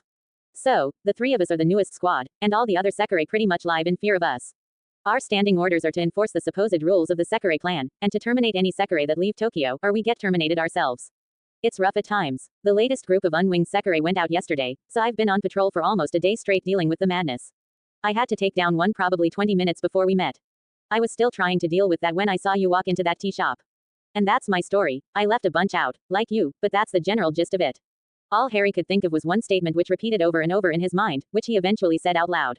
You weren't given any choice about your destiny either. You were turned into a weapon, just like me. Harry slumped back in his chair, almost as if in defeat. Here was a kindred soul, one who raised and forged in hell just like he was. She however had never been given the chance of escape that Harry was able to grasp onto when he left England, so she had everything she had valued taken away from her. You haven't discussed one thing though, Harry finally said into the silence, and I get the feeling it's quite important. Harry could see her stiffen at this, and realized that if there was something that she still felt needed to be hidden even after she had admitted to her role in the deaths of tens of thousands of soldiers. Harry phrased his questions carefully, and spoke as softly and delicately as possible. What was the impossible thing you mentioned on the roof earlier and why do you suddenly think you have a better understanding of Yumi than you did before? Yumi always said that finding her Ashikabi would change her and reprioritize her life. That it would be the single greatest and scariest moment of her life. Up there on that rooftop, it hit me that you should have been my Ashikabi. Harry was shocked speechless. He couldn't think of anything even remotely appropriate to say to that, so he chose to remain silent. I could feel it. It was like your soul was singing to me. It was as if everything I knew or thought of the world was as different as night and day. I could remember being a thoughtless killer, reveling in the blood I was spilling because there was no other reason to live for. Now, I can look back on it all, view it differently. I can see my mistakes, and I can see where I would have acted differently had I never given into the despair of never finding my Ashikabi. But it doesn't matter, there's no chance of it ever happening anyways since I'm already imprinted onto Natsuo. She stopped for a moment, shook her head, with a harsh chuckle continued, and I already know you got out of one forced marriage in your life and did so by running to the other side of the planet to get away from the greedy bastards. I think it would kill me to see you forced to do the same here. I don't think I've ever apologized to anyone in my life, but I'm sorry I just laid this all on you, especially when there's no possible thing for either of us to do about it. Harry was stunned by this, but realized he had not yet cringed internally like he would have if someone like Ginny Weasley just thrown the same life-changing curveball at him. All he could really think to himself was that here was a woman who would never reach her potential, and never be with the person who her magic had told her she needed to be with. All of it because some poof had already claimed that vulnerable bond against her will. It was a rather helpless feeling he now felt course through his body. Normally his saving people thing complex would have roared already and been in full effect, and he would have likely winged Karasuba if it meant her happiness on some biological level. But it wasn't even an option in this case. So Harry did the only thing he could think of. He got up and walked over to Karasuba, leaned down without hesitation and embraced her. She didn't immediately react, but slowly she raised her arms and wrapped them around his back, slowly squeezing harder and harder. Harry finally whispered in her ear, I wish I'd come to Japan years ago if it could have prevented this for you. I wish you knew a way for me to help you. Slowly, he felt her silent sobs began. Her body twitched with a complete absence of sound as she tried to hold in an emotional outburst he could tell would have never been tolerated before they had met that afternoon. Shish, let it out, Kara. It's always just a bit better after you let it out. I'm not going anywhere. And with that the floodgates opened. The sobs intensified as she audibly began to cry and purge herself of years of pain.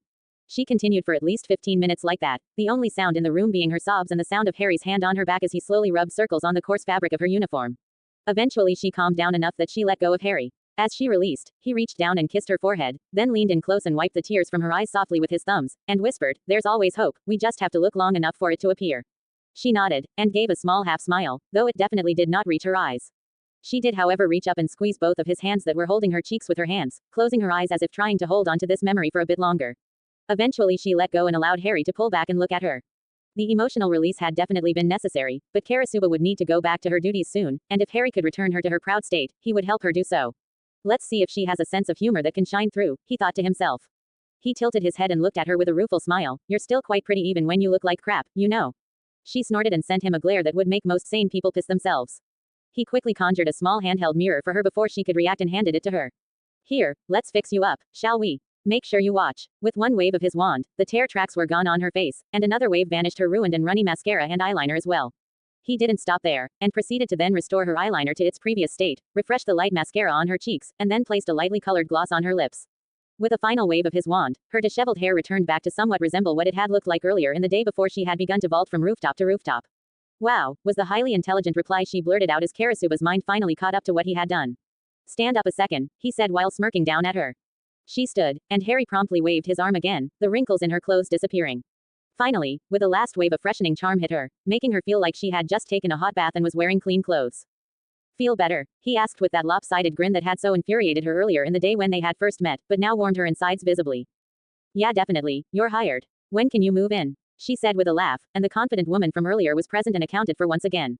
Harry thought that last comment was worth one last compliment, I'll say it again. You are absolutely beautiful. A smile was his reward. I could get used to hanging out with her, he thought. Her wit seemed to have returned as well. Dare I ask where you learned how to apply a woman's makeup with such skill? She was rewarded for her observation when Harry's cheeks turned a bright red. Wizards have a potion you can take, called Polyjuice. It allows you to turn into anyone whom you can grab a hair from for 1 hour. I learned all that in a stealth and infiltration course where I had to turn myself into a woman and learn to apply makeup believably.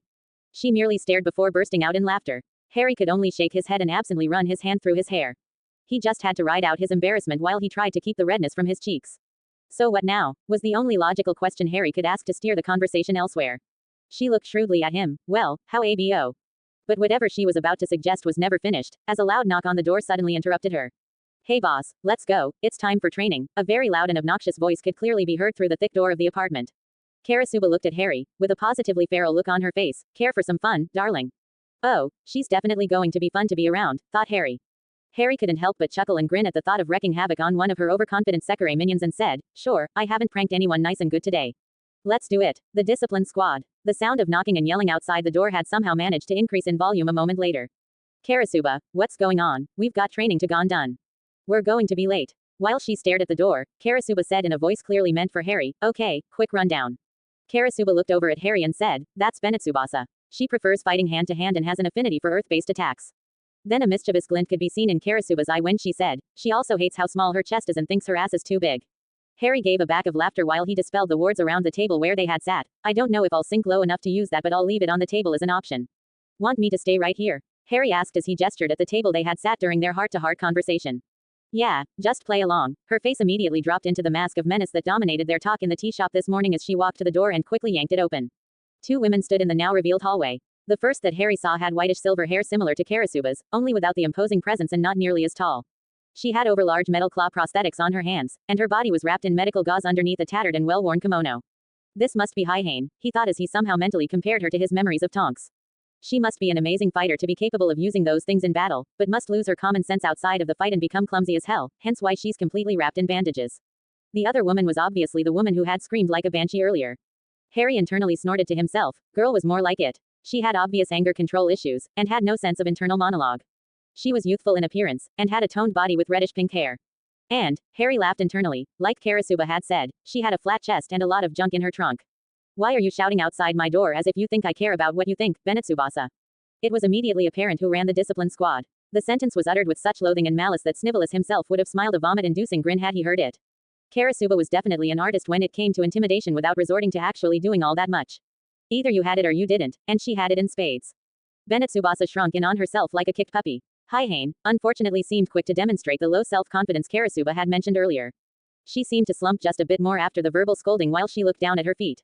Watching Benetsubasa being rebuked didn't bother Harry especially, but Haihane's posture seemed to strike a chord, and that's when Harry firmly recognized what was so familiar about her. She reminded Harry of Luna of all people. Harry could see bright eyes that still had a bit of innocence in them, which was honestly surprised Harry considering what he knew about this group's typical tasks and duties. But she obviously thought very little of herself, and Harry could just see Benetsubasa being the bully of the group, constantly bringing light to any of Haihane's shortcomings. Harry decided to stop his internal musings and analysis. It was time for some fun. So who's the little girl with the loud mouth at the door, Kara? Harry shouted, bringing the newcomer's attention to him. Weasley red was an accurate description of the color Benetsubasa's face had slowly morphed into. She was still a few notches below his target of the vein-throbbing fury that Vernon could hit so easily. Haihane on the other hand merely looked curious at the newcomer who so casually insulted a member of the squad in front of Karasuba. While Karasuba had just deftly demonstrated hers, Harry had many ways of intimidation unique to himself. Some involved a simple flash of his aura, visibly for non-magicals, and invisibly for magicals. Others involved an almost inverse form of legilimency, where he passively stared into someone's eyes and brought up random traumatic events he had experienced that would subconsciously flit the emotions across the victim's mind. Right now, he was projecting a Dementor's aura deep into the red-headed bully's mind. What, have you got no name, little girl? We were collaborating on a siege and demolition strategy for an upcoming op. I hope you have a good reason for barging in here and imposing your presence upon us, Harry sneered with his best imitation of Malfoy arrogance, making up the bullshit story on the spot. The girl took a step back in obvious horror, though her internal confusion showed through as well as she had no idea just why she just moved. The entire effect was ruined when Karasuba began to cackle with mad laughter at the whole situation. Oh, you have to teach me that. That was beautiful. Mia and her scare tactics have nothing on whatever the heck that was. Harry released the subtle connection with Benetsubasa at that point and gave a slight smirk at her confusion that had slowly turned into rage directed at him. Harry ignored the overconfident idiot and turned to the other woman, who to this point had remained completely silent while she observed everything that had transpired. You must be Haihane. A pleasure to meet you. I'm Harry. Hello, was her only response. With that, Harry pondered his previous assessment of Haihane again. Well, we definitely need to give some confidence to her. Maybe I was wrong to think of her like Tonks and Luna, this may be more of a true Neville situation. Or maybe they're all the same in the end. After he gave a quick internal vow to never psychoanalyze his friends again, Harry turned back to Benetsubasa. A pleasure to meet you as well. What did Kara say your name was? Nubs, I think. Karasuba had now turned around and covered her mouth in an effort to not laugh out loud at the look of absolute fury that had crossed the Secure's face that was now directed at Harry. Success, mused Harry. We have achieved full Vernon vein-throbbing rage. Who is this human, boss? Was what Benetsubasa finally managed to grind out between clenched teeth. Oh, this is my new friend, Karasuba said as she looked Harry over with a salacious leer. He's going to help me with some specialized training that I doubt you'll be able to handle. I honestly hadn't considered including you on it. Oh, I can handle it, Benetsubasa said without hesitation. There's no human that can possibly do anything I can't do, she said. She turned to Harry and stared into his eyes and promising him nothing but death if he accepted her challenge. Really, you're interested too? I'll see you in the training room, sweetie, Harry replied with over-the-top false cheeriness. The urge to walk over suddenly and give the obnoxious girl a pat on the head occurred to Harry, but he wisely decided that Karasuba wouldn't appreciate a full-blown brawl in her apartment if Benetsubasa reacted like he expected her to his taunts. Harry didn't quite know it was possible, but Benetsubasa's ire just rose and rose, before it was suppressed as she smirked evilly, turned, and left quickly. Haihane seemed to be confused as to where to go, until Harry spoke up. Haihane, walk with us. The group of three slowly began walking to the training room. So what do you want me to serve on the menu for her, Kara? Harry eventually asked as they walked, as his lip curled upwards and his eyes danced with mirth. Do you want pain, torture, humiliation, or an instructional beatdown? Haihane's eyes widened as she heard this and turned to her squad leader, and her eyes suddenly grew more as she realized Karasuba had already begun to devote serious thought form of torment to ask Harry to unleash upon Benetsubasa. This led also to the natural revelation to Haihane that Karasuba thought this human was capable of following through with his words and her instructions. The effect as Haihane looked back and forth between the two in utter shock was quite comical to Harry. Annoyance, and then total humiliation, Karasuba finally said thoughtfully. Understood, though my friends and I would typically refer to that combination as prolonged minor humiliation with a large money shot, spoke the now jovial green-eyed man. Any more talk about money shots and I won't have any reservations about introducing you to my sword, replied Karasuba with a leer. You're both actually serious about this, Haihane finally burst out, trying to come to grips with something that made no sense to her at all. You're not a male sekire, so what's going on? Harry smiled kindly at her, placed a hand on her shoulder, and leaned in and said, just enjoy the show. You, Kara, and I will talk afterwards. I've already thought of a few things I would like to do for both of you. With that last enigmatic statement, the group was silent all the way to the training room. 00000. The group entered the highly advanced training room and saw Benetsubasa glare at them as they entered while she stretched the far corner. I can't help but feel she's taken this personally somehow, Harry says with a falsely loud whisper to Karasuba and merrily veered off to stretch in the dead center middle of the room. Harry began to mentally prepare himself for this fight. He focused upon a mental breakdown of the likely method of attacks he would see. Karasuba had said she was a hand-to-hand fighter that utilized earth-based attacks. So, avoid close quarters and more than likely expect random medium-range ground-based wave attacks, Harry summarized the tactical situation to himself. Apparition would be the easiest annoyance setup, along with stinging hexes to her ass. And since she has such a complex about that part of her anatomy, I wonder how we can use the other half of it against her. He already knew his finisher, it was something Bill Weasley had performed on him multiple times years ago during training duels, and Harry had only succeeded in returning the favor once before Bill joined his traitorous family in their pursuit Harry's fortune. This was going to be so much fun. Are you going to fight me hand-to-hand, human? Benetsubasa said mockingly after she noticed that Harry carried no obvious weapons. Feeling that somehow, Benetsubasa still wasn't quite angry enough, Harry did his best attempt to channel Gilderoy Lockhart and responded with, nubs, nubs, nubs, of course not, that would be stupid. The whole thing was said with a winning smile that was a borderline caricature of Lockhart with the number of teeth shown. Harry even used a subtle charm to make the corner of one of his front teeth twinkle at her. If one could feel amusement in the air, Harry would have been able to feel as it pulsed in his direction from both Karasuba and Haihane. That is, if those same sensors wouldn't have been overwhelmed by the molten lava of anger that erupted from the volcano he was about to fight. Karasuba finally spoke up. Okay, you two, here's the rules. It's quite simple. No killing, no dismemberment, no maiming on purpose. Go till one of you is unconscious or unable to continue. Begin on my mark. 3, 2, 1. Mark. Harry immediately disapparated silently and disillusioned himself behind Benetsubasa. She had managed to run halfway to where Harry was before she swiveled around and screamed, "Where did you go, cheater?"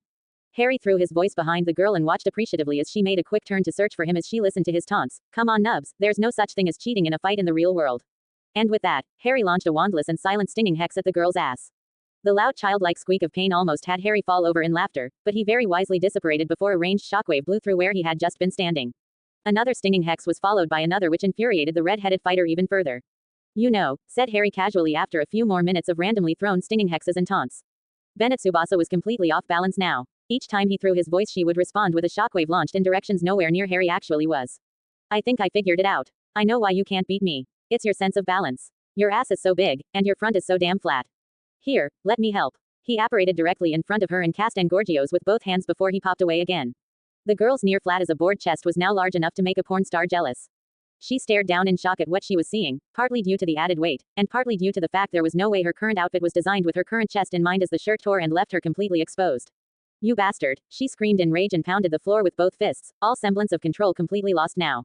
The pulse of the shockwave extended outwards in all directions from her, and would have flung Harry back into a wall had he not simply apparated to Karasuba's apartment and then popped straight back into the room again. He removed the disillusionment upon himself and stood there behind the girl, as she seethed. In a cold voice, Harry growled, "Are you ready to begin nubs?" while he threw a temporary silencing ward at Haihane and Karasuba.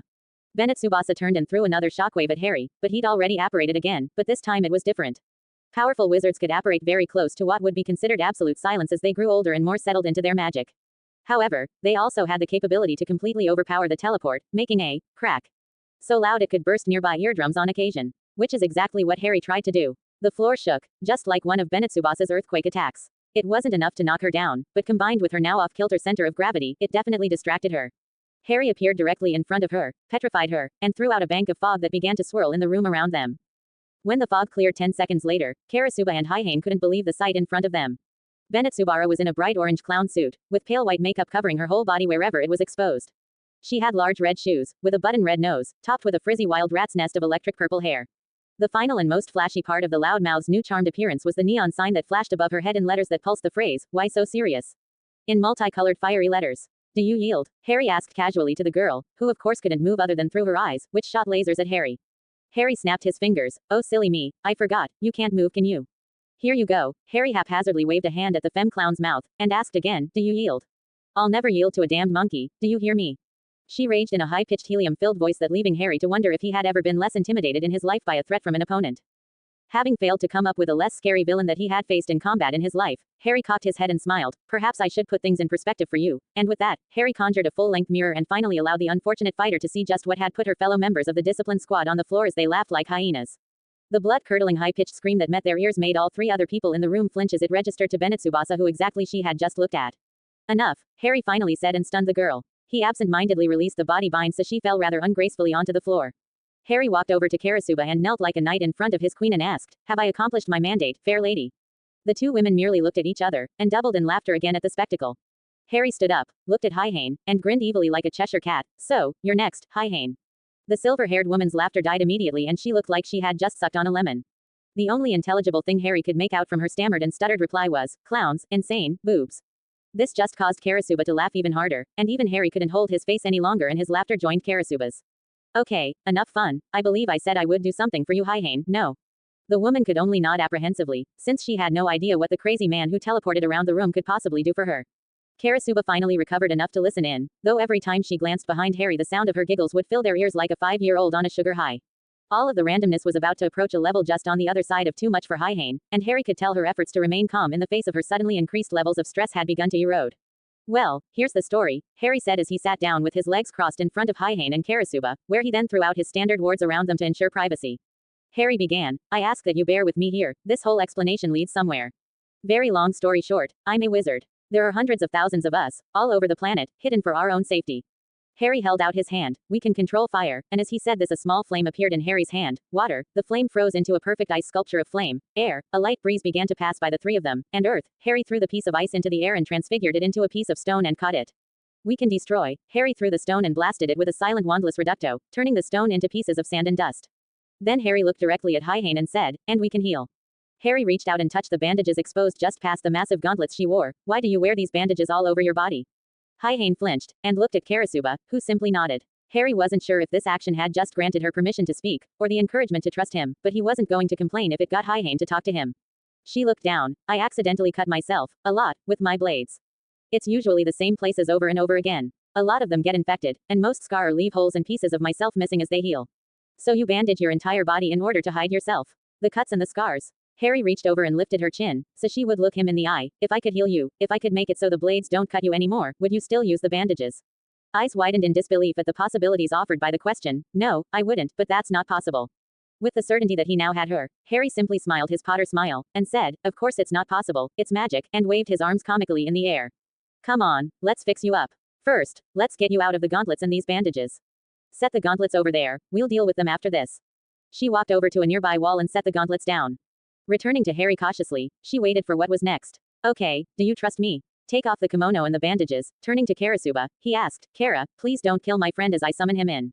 "Dobby." Karasuba barely had time to raise an eyebrow in question when a tiny green pile of hats that bounced popped into the room. The odd-shaped bobbed comically up and down with excitement. "Yes sir, Harry Potter, sir. What does the great Harry Potter needs from his Dobby?" With a look back at the two women, he said simply, "I'll explain him later, during the unabridged retelling of my life story," and stuck his tongue out. Harry did not pause to wait for a reaction from the two silver-haired warriors. Instead, he turned to Dobby while keeping half an eye on the wound slowly being revealed on Hyehain's naked body as she removed her bandages. "Dobby, can you go to our potions room, and get me the following? 4 jars of anti-bruise cream, 2 jars of scar removal cream, and start Tripsy up on brewing a 3-month supply of scar removal cream to cover roughly 8 square feet per daily application." "Thanks." The elf merely nodded and popped away without another word. "Where did that guy come from?" Karasuba asked once she found her voice. Again, long story told very short. That's Dobby, a house elf. Wizards enslaved them millennia ago to be a servant race. Now they have symbiotic relationship with us, drawing magic to survive by being bonded to an individual or a family line. I saved Dobby from some really abusive masters about 15 years ago, so he's rather over the top in his loyalty to me now. Harry conjured a padded table, and motioned the now embarrassed and naked Hyehain towards it. "Lay down on your back," and then promptly turned around again to give Hyehain some measure of privacy. As she lay down, Harry conjured 2 towels to place across her chest and upper hips to protect her modesty. Don't worry, said Harry, looking directly into her eyes for emphasis. I bet if I ogle you even once inappropriately, Karasuba will pound my skull into the ground faster than you can blink, right? The comment brought an affirmative nod from Karasuba, and small laugh to break the tension from Haihane. Now, what do we have here? Haihane had a beautiful figure, but it had been ravaged by both battle and her weapon of choice. She had open and infected wounds that looked like they have been continually aggravated and slashed dozens of times on her stomach and upper and outer legs. Randomly placed scars also covered most of her exposed pale body, and the towels likely covered even more. Alright, here's my plan, Haihane. I'm going to first heal your open and infected wounds. Then we'll get the bruise paste over those to heal anything left over. Then, I'm going to do my best to heal some of the larger scars today. We'll focus mainly on stuff that's constricting and causes pain for you when you move. Scar tissue removal is really tedious work, and I could be spending the next month straight, 8 hours a day likely getting rid of all of these. Unfortunately, I really don't have the time to devote to that at the moment. Haihane began to look crestfallen, at the thought that it would take that long to clear the ravages from her body and Harry wouldn't likely be able to dedicate the time to it. Hey, Harry said, as he touched the side of her cheeks as she would look at him, that's why I had Dobby bring scar removal cream with, along starting my potions elf up on brewing a massive batch for you to use on your own, okay? It'll take a bit longer, but the only effort involved will be putting this stuff on before you go to bed each night, okay? This statement brightened her mood considerably, and Harry focused his attention on which wound to heal first. It was obvious where to start. Among her various injuries, there was one large slash that bisected her stomach, that had stitches in it that seemed to have half pulled out. Harry noticed she had leaned forward in attempt to watch what he was doing more closely, so he decided to make her a bit more comfortable. Here, I assume you wish to watch what I'm doing, so look into this, and with that, Harry conjured a mirror, floating in the air above her head, which could be angled to see what was going on. Thank you for all of this, Harry, she said, slightly misty-eyed. Harry simply looked at her with a small smile, and went to work. Harry carried many wands on him at all times in a hidden holster on his right arm. His trusty Holly and Phoenix wand, Voldemort's original wand, his parents' wands, the legendary Elder wand, and finally, a wand he had picked up in Australia. It was short, only 4 inches, and made of beechwood and siren's hair. It was what was known internationally as an artisan's wand. It was for fine control when objects were enchanted or a patient needed to be healed, as using something like the Elder wand for meticulous work such as healing was the equivalent of using a sledgehammer to break an egg to make an omelette. For most healing spells, fine control and patience were a must to prevent the victim from being scarred, and that's exactly what he wanted to prevent here. First, I'm numbing the area of this contusion, he said as he figured that Karasuba and Haihane would like the play-by-play so they might understand what was going on. Next, I'm going to vanish the stitches since they won't be needed anymore, and with a wave of his wand, all the stitches in her stomach were gone. Now, the wound doesn't look infected on the surface, but there may be something inside that we can't see, so I'm going to pull it apart, and clean the whole wound magically before I begin closing it. Don't worry about pain, because the numbing charm will make sure you don't feel a thing from this. Harry was not surprised that his guess was right. The wound didn't seem to have been cleaned properly in some areas, and this would have left a nasty surprise later on for Haihane to troop her through. A few quick scourgifies and the wound looked fresh and clean, and the wound no longer had any blood pooled in random spots anymore either. Now, I'm going to begin sealing up the deepest part of the wound with a mending charm. Different charms are used for different levels of the skin, as the higher you go the more dead matter is in your skin. After Harry had muttered incantations over the wound over the course of 2 minutes, both women watched fascinated as the 4-inch-long wound began to slowly seal itself. Now, we clean up the top layer, and lay the foundation for the last spells to close everything up without a scar. The muttered and slow wand movements had begun again, only this time the remainder of the wound mended seemed to almost go too slowly to see. Eventually, after 20 minutes of constant motion, Harry finished and left smooth skin in a half-inch wide, 4-inch-long line across her stomach where there was visibly no scar tissue present. And that is how you close and heal a wound. Go ahead, touch it. And both her and Karasuba touched it with amazement reflected upon both of their faces, though the blushing Haihane made when Karasuba touched her almost made Harry chuckle, so he had to look away and pretend to examine her legs. Harry adjusted the mirror so she could watch him work on her legs. There were 6 wounds there, and worked them all simultaneously through each stage. Eventually, an hour and a half later, all the wounds were completely healed and looked like they had never been in the first place. He had Karasuba administer some anti-bruise paste to those areas, while Harry began his debate on what to do next. Harry then thought it was best to solve the problem then continue to deal with consequences of it. You'll need to start putting the anti-scar cream on each night. No bandages needed or anything like that afterwards, it'll get absorbed directly into the skin with each treatment. You can even shower right afterwards to get rid of the nasty smell the stuff gives off. Do this for 2 to 3 months, and every scar will be gone. When I have time, I'm sure I can spend an hour or 2 helping them along with my wand too, okay? The smile he was getting from Haihane could have lit a city like Toiko on its own for a day. I still have a lot of things to do today, so I think I'm going to skip out on the major scar cleansing for now. What I really want to get accomplished now is to enchant your gauntlets so there's no chance of you accidentally slicing yourself with them anymore. And just how is that possible? Asked Karasuba. There was no doubt in the question. She was avidly curious what else magic had the power to perform that would make their lives a bit easier. I'm going to put a few enchantments on them. Warming charms to keep the metal slightly warm so they won't be cold in the few places where they touch her bare skin. I'll embed runes so they won't ever break or lose sharpness. Probably put some cushioning charms in there so they feel like they're padded on the inside. The most important thing I'll do is add a blood-repelling ward to the sharpened metal surfaces of them. This way, they won't be able to get within a half inch or so of your skin unless you're deliberately trying to push through them. Otherwise, there will be a very slight repulsion against them every time you inadvertently get too close to yourself. Haihane's eyebrows rose steadily and more steadily upwards with each added detail of what the gauntlets would be capable of now. Karasuba's weren't that much different, but looked thoughtful at the time. Harry assumed she was thinking of what could possibly be added to her katana, but Harry had other plans for Karasuba's choice of weapon. Dobby. Yes, sir. Harry Potter, sir. I need you to bring a few books here to me. I need the 2 main books on metal-based weapon enchants I know are in the Potter library, and that really nasty-looking Blood Ward book that was part of the Black Library that we placed in the main vault. Also, can you bring me 2 random books that are introductions to magic? About intent and stuff like that. Just make sure they weren't written in England. They should be among the things I purchased right when I arrived in South America. After Dobby popped away again, he turned to the girls, who were busied themselves with the application of the scar removal cream to Haihane. Unable to control the inadvertent blush that now had his face a bright red due to the sight of 2 females rubbing Haihane's still naked body, Harry focused on the start of the disassembly of Haihane's gauntlets. While he did that, he spoke aloud to the girls. When he brings those books back, I can make a translated copy of both, so you can read them instead of getting bored watching me etch runes into Haihane's gauntlets. The slow, tedious work wasn't something to induce high levels of excitement, especially for the action-prone Sekirei, so the 2 women sat and read about the strange new world of magic while Harry meticulously placed all the required runes and charms on the arm-sized weapons. Eventually, he had Haihane place some blood in a vial, which he then extracted with an eyedropper and placed 1 drop each on each blood rune that was engraved before he empowered each rune cluster. The final product easily reassembled with a wave of Harry's hand, and Haihane tentatively pulled them over her arms. Oh wow, exclaimed as her arm slid in. The difference is like night and day. They're much more comfortable than they were before. Harry grinned. Cushioning charms are one of the most amazing things ever created. I figured you might like those. She nodded vigorously and had steeled her face as she geared herself up for the true test. She extended a clawed finger and went to tap the middle of her leg with it slowly. The finger got to within a half inch of her skin before it was repelled upwards slightly. Haihane's eyes widened as she tried it again and added more fingers each time. She poked more places on her body. Never once did the blades touch her skin. She now looked like a proverbial 3-year-old with ants in her pants as Karasuba, and Harry observed her contortions as she continued to poke herself. I take it you're satisfied? Harry asked, not even slightly ashamed at his failure to keep his amusement out of his voice as he posed the question. Oh my god, yes, this is amazing. I can't thank you enough for this, she said almost so fast it could not be made out, as she continued to poke herself and paid attention to nothing else. With a tight smile, Harry figured Karasuba deserved something as well. May I borrow your katana for a bit? Harry asked. Sure, she said while removing from her belt and handed it still within the scabbard to Harry without hesitation. Harry was surprised trust in him had come so fast, but wasn't about to look a gift horse in the mouth.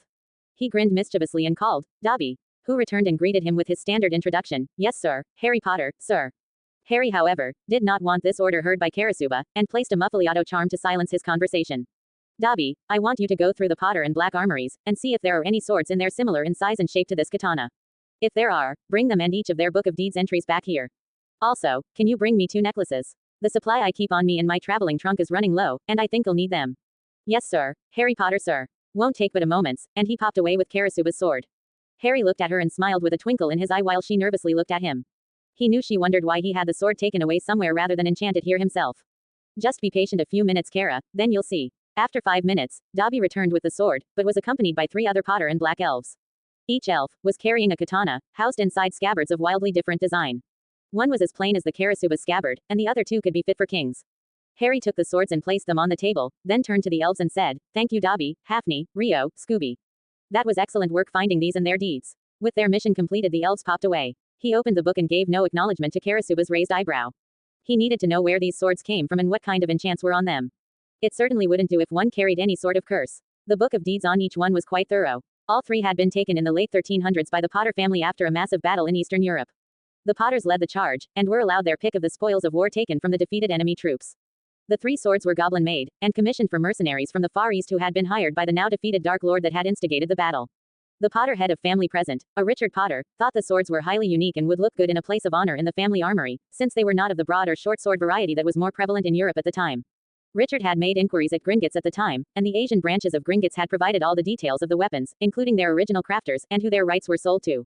Richard Potter was so impressed with the craftsmanship he paid for the rights of perpetuity, so that goblin claims of ownership would never apply in this case. The Potters would fully own the weapons in the eyes of the goblins for all time. The list of enchantments on the katanas finally drew Harry's eye. They were all standard for the goblins. Crafted of goblin steel, enchanted ever sharp, could be summoned if lost directly back to the scabbard by a certain passphrase if the sword was ever lost, and there it was. The 2 swords in more decorative scabbards could also be used as magical focuses. Harry looked up at Karasuba, who had taken only 1 sword out so far to look at. See something you like? Hanging out with Karasuba and Haihane was some of the most fun he had had in a long while. People who could be provided help when they had no preconceived notions or desire to take anything from Harry before they met him was always something that endeared people to him. These swords are beautiful, was all she could say, stunned by the works of art before her. All three were taken as spoils of war in the late 1300s in a battle in Eastern Europe. All three are goblin-made, and were used by Japanese mercenaries who had somehow been hired by a Middle Eastern Dark Lord as he attempted to conquer Europe. I'm not sure if the battles were part of the later Crusades or not, I haven't had time to read all the notes yet. The two decorative swords were made for the leaders of the mercenaries, two brothers. The more inconspicuous katana is goblin-made as well, but does not contain as many enchants and protections as the other two have. As he read, she nodded her understanding and tried to get a feel for each sword. Eventually, after she had looked at all three swords, Karasuba looked as Harry stared at her intently with a half-smile on his face. Kara, I would like you to pick of these swords and accept it as a gift. She vigorously shook her head. I couldn't possibly take one of these, they're priceless, they're works of art, they're gathering dust in a vault along with hundreds of other weapons that are centuries old. Those works of art can help keep you alive better than the katana you've been using any day of the week. Also, I think you'll enjoy one last detail of the two brothers' swords.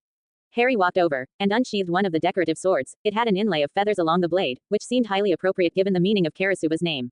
He conjured a rock in the middle of the room, pointed the sword at it, and whispered, Reducto. A bright flash of light flew out of the sword and connected with the stone, which was immediately replaced by an explosive cloud of dust and debris. You can use this as a magical focus as well, something I doubt your current sword will allow you to do. He sheathed the sword in the scabbard and walked over to Karasuba. He held it up with two hands, horizontal to the ground, and unsheathed it just enough to see the inlays. I thought the inlay for this particular one might be symbolic for you. She saw the inlaid feathers and smiled in understanding and simply nodded. She placed her hands over his and said, Thank you for this gift. There's no way I could ever repay you for this. Stay alive, that's all I ask of you, was Harry's simple response. Harry turned to Haihane, who had openly marveled at the beauty of the two other swords for the past few minutes. Sorry Haihane, there isn't exactly anything like your weapons in the armories I have access to.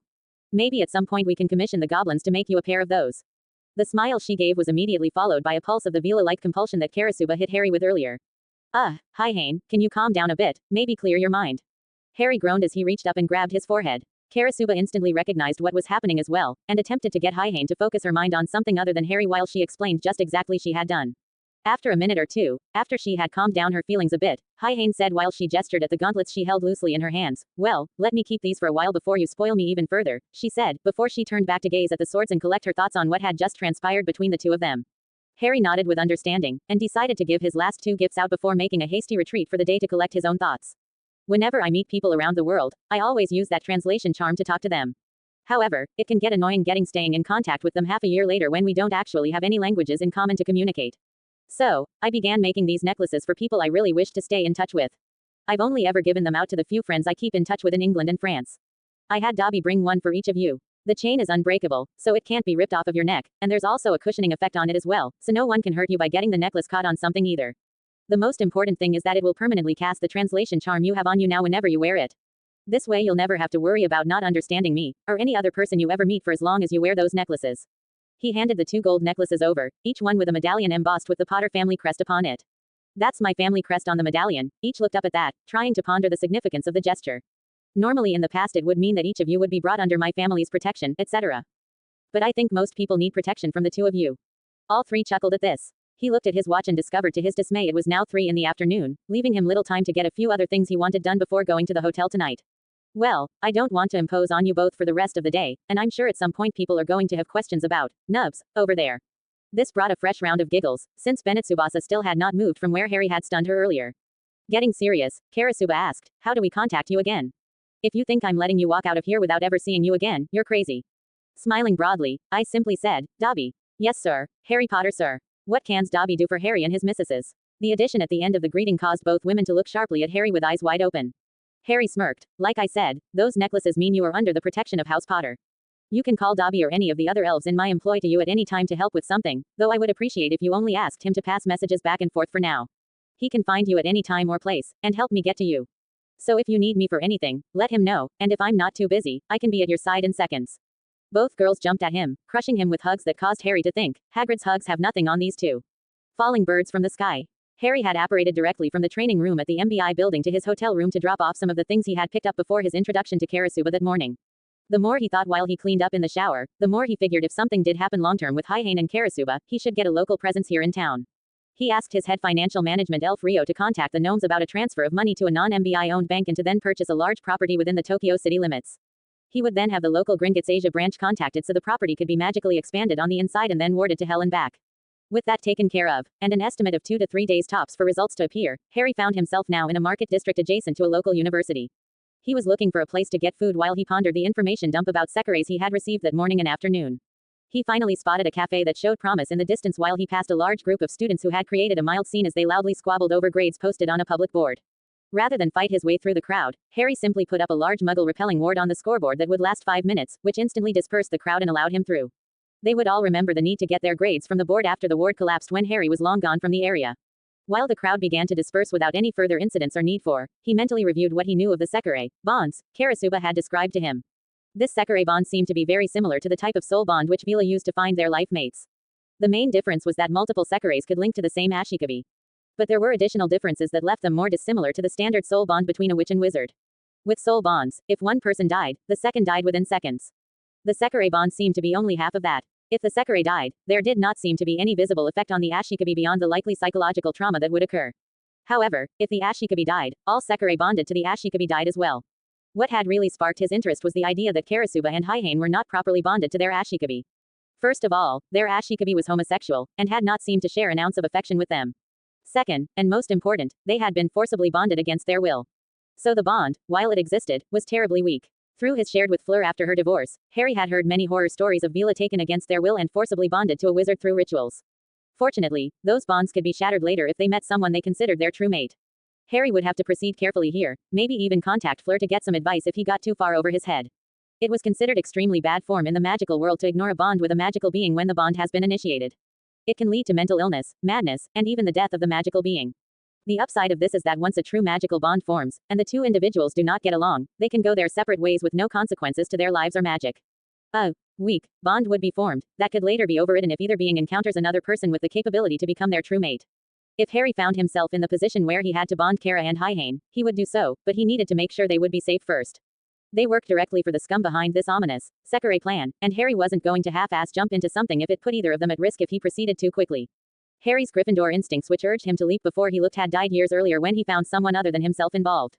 Harry's thoughts at this point were interrupted by one of the strangest things that had ever happened to him. A very well-endowed woman, in a white traditional Japanese GI outfit with a red skirt, appeared suddenly above him and screamed bloody murder to get out of the way while she fell out of the sky towards him. Despite the strange sight, Harry at least had the presence of mind to cast a cushioning charm on himself and the ground behind him before she violently impacted with him. He still saw stars for a second, and when he was able to focus on what was in front of him, he realized he was staring straight up the girl's skirt at her spread-eagled legs and white cotton panties inches from his nose. Well, isn't this interesting? He groaned internally. If Neville was here, Harry would have already bet money that a Sekirei had just landed on him. This really would be his luck. His thoughts of woe were interrupted when the girl realized just what her position was and began a quick scramble to her feet, where she unintentionally kneed Harry in the bits. Something she immediately realized from the groans that issued forth from Harry. Oh, I'm so sorry, but thank you. You must be the kind person who caught me. I don't know if I could have handled hitting the ground the way I did without injury. Wait, how did you not get hurt from me falling? Harry slowly got to his feet and stretched a bit. Then, he proceeded to the number one priority of all men in their mid-20s and checked to see his ability to father a child was still intact. He turned to the girl, hit her with the translation charm, smiled and simply said, magic. She pouted comically, there's no such thing as magic, don't be silly. Every time Harry heard someone say those words, he just had to laugh. He looked at the girl and said, well, maybe I'll demonstrate some for you. Watch out. The girl suddenly screamed and pushed Harry out of the way. Massive purple bolts of lightning suddenly impacted where they had just stood and left a smoking crater a meter deep. Harry barely noticed this though, as the girl's comically massive breasts smashed into his face as he landed. Holy Hannah, those have to be about the biggest natural pair I've ever seen, he thought in amazement. Any thoughts of comparison quickly vanished from Harry's mind however as he heard voices high above shout, there's no use running. We'll just find you again, so fight with us. Harry quickly caught on that the faceless voices had spoken to the girl only and had ignored him completely. Harry and the flying breast girl slowly got off the ground, and she responded to their attackers with, I can't fight, well at least not yet. Ah, that's it, she must not be winged yet, thought Harry. Harry could see their attackers now, who stood about 6 stories up on top of the building next to them. They were twin girls with black hair, large chests, and utterly ridiculous S&M outfits on. One of them responded to the girl at Harry's side with, you may not feel like fighting right now sweetie, but we do. Parachute girl suddenly grabbed Harry's arm and nearly ripped it out of the socket when she started to run away at a speed faster than a cheetah could. Stop, Harry yelled, and the girl obeyed, though she was clearly worried about the pair of girls who rapidly approached them by jumping from roof to roof. He was not mad at her though, not with a face as innocent as this girl had. The girl seemed genuinely okay to Harry, since she was just trying to get him to safety and away from the 2 nut jobs that were even now approached without any caution at all. However, she assumed he was just a normal human. Stay right there, Harry coldly spoke as he mentally prepared to unleash his full aura and drill these 2 punks straight into the concrete. Wait, they'll hurt, the girl started to say, but Harry held up a hand and said, I know they're Sekirei, just like you, right? The girl was happy to hear Harry had heard of Sekireis and broke into a beaming smile. Damn, she's cute and innocent, thought Harry once again. Well, don't worry about me, I know exactly how to take these two out, and Harry started a slow deliberate walk towards the two girls. Harry started an internally debate about how to approach this while he still had a few moments. He wanted this over quickly and decisively. He mentally reviewed the possibilities that he now faced. How was this fight going to go down? Lightning attacks. Well, water could let them fry themselves, but I think it might be wise to keep them somewhat undamaged in case I need to interrogate them. Either way, no one is touching that girl behind me. The girls finally caught up, and saw the look in Harry's eyes, but rather stupidly discounted him immediately. Run along, little man, we don't want to have to hurt you, said stupid twin number 1. This was followed by stupid twin number 2 saying, yeah, we're only interested in the airhead behind you. Harry had had enough and let all restraint go on his magical core. His full aura flew out like a shockwave. The pulse scattered paper and dirt on the street everywhere in a dust cloud that quickly enveloped them. With the magic coursing through his body, a whisper unintentionally had an audible range of 100 meters. He didn't even need to gesture to hit both of them with the translation charm. His magic was pissed and it would do just about anything he wanted it to with minimal conscious effort in a situation like this. I don't like bullies, you know, people who fight 2-on-1. Isn't that against the rules of your little Sekirei plan? Well, here's a fair fight, me versus the two of you. You have 5 seconds to decide how to spend the remainder of your life with your limbs intact and unbroken, starting now. 5. What is this dweeb talking about? Said twin number 2. 4. I don't know, but I don't think we should mess with him, said twin number 1 as her eyes widened suddenly as they took in the surrounding area. 3. Oh, you're such a coward, he's only a human, and Seo's not going to have anything to eat unless with deal with that chick and get back to work, angrily said twin 2. 2. Fine, but you're the one to tell him if this goes bad on us, said twin 1, as she moved into a defensive position. 1. Deal, said twin 2, while she mimicked her twin's posture. Oh, just end this stupidity, thought Harry, for crying out loud they were talking about food. He apparated behind them, double stupefied each, and then banished the unconscious bodies into a brick wall. Well, at least there were a few satisfying crunches when the two morons hit the wall, smirked Harry inwardly. The whole fight had taken less than 2 seconds. The flying girl had quickly run up and joined him, and Harry gave her a lopsided grin and said to her, well, that was anticlimactic, wasn't it? The girl seemed absolutely giddy with excitement and spoke a mile a minute. Wow, that was great, you saved me. You didn't even break a sweat with them, and the wind and the stuff flying in the air and then they. Harry suddenly stilled, held up a hand to silence her, and looked up. He flung a wide area translation charm and announced loudly, so now you want to play too, huh? Above them, there was a masked person who stood on top of the building that Harry had banished the two morons towards. However, silence from the masked stranger was all that greeted Harry and his new companion after his question. Harry thought he quickly had the gist of what was going on, however, so, you're an opportunist. You were just going to wait up there for the battle to get going between them and then pick off the survivors at the end when they were at their weakest. All in the name of your game, huh? The only sound that greeted this statement was the rustling of the wind. The masked observer said nothing and did not move a muscle in acknowledgement of Harry's query. I hate bullies, that's what these two shits are, but I hate vultures even more, Harry growled. He suddenly reached out with an arm, grabbed a handful of air, and pulled back violently. The unexpected ACO caused the observer to emit a girlish yelp of shock as they were yanked through the air to Harry. The shriek stopped with the person's neck firmly in the grasp of Harry's outstretched hand. The person just started stammering in both shock and apparent denial of Harry's statement. I had no intention, I'm here to what, was the beginning of the stuttered reply. Harry simply gripped the person's throat a bit tighter. The person, obviously getting desperate, extended both arms straight out, conjuring fireballs in both hands. A casual flame freezing charm turned both flames into ice which shattered when they hit the pavement. Harry let go of the masked observer, and with a casual flick of his hand, banished him into the brick wall feet from the doofus twins. Harry's anger had started to get the better of him. Who do you think you are? Take that weak ass shit somewhere else, son. You won't win any fight with me with that worthless crap. Dazed and in shock, the person could only weakly whisper, who are you? You're no Sekirei. Wow, a smart one too. Nothing gets by you, boy, girl, whatever the hell you are, Harry said while waving a hand dismissively, still keeping both the masked observer and the doofus twins in his field of vision. Harry barely noticed the eyes seemed downcast at the insult. His words to the unknown masked stranger seemed to sting a bit more than he figured it would. Then Harry realized he didn't even know the name of the other person he was with, so he turned to the girl in white next to him. Changing personalities faster than a nut job in a sanitarium, Harry plastered a winning lopsided grin on and said, I didn't catch your name earlier after you fell on top of me and sat on my face. I'm Harry Potter, exiled wizard formerly of England. The girl, distressed mere seconds earlier at the blatant violence Harry was capable of throwing around, turned an emotional 180, smiled broadly and said, I'm Musubi, number 88. I'm a fist type. Harry nodded and merely commented, like Bennett Tsubasa then, got it.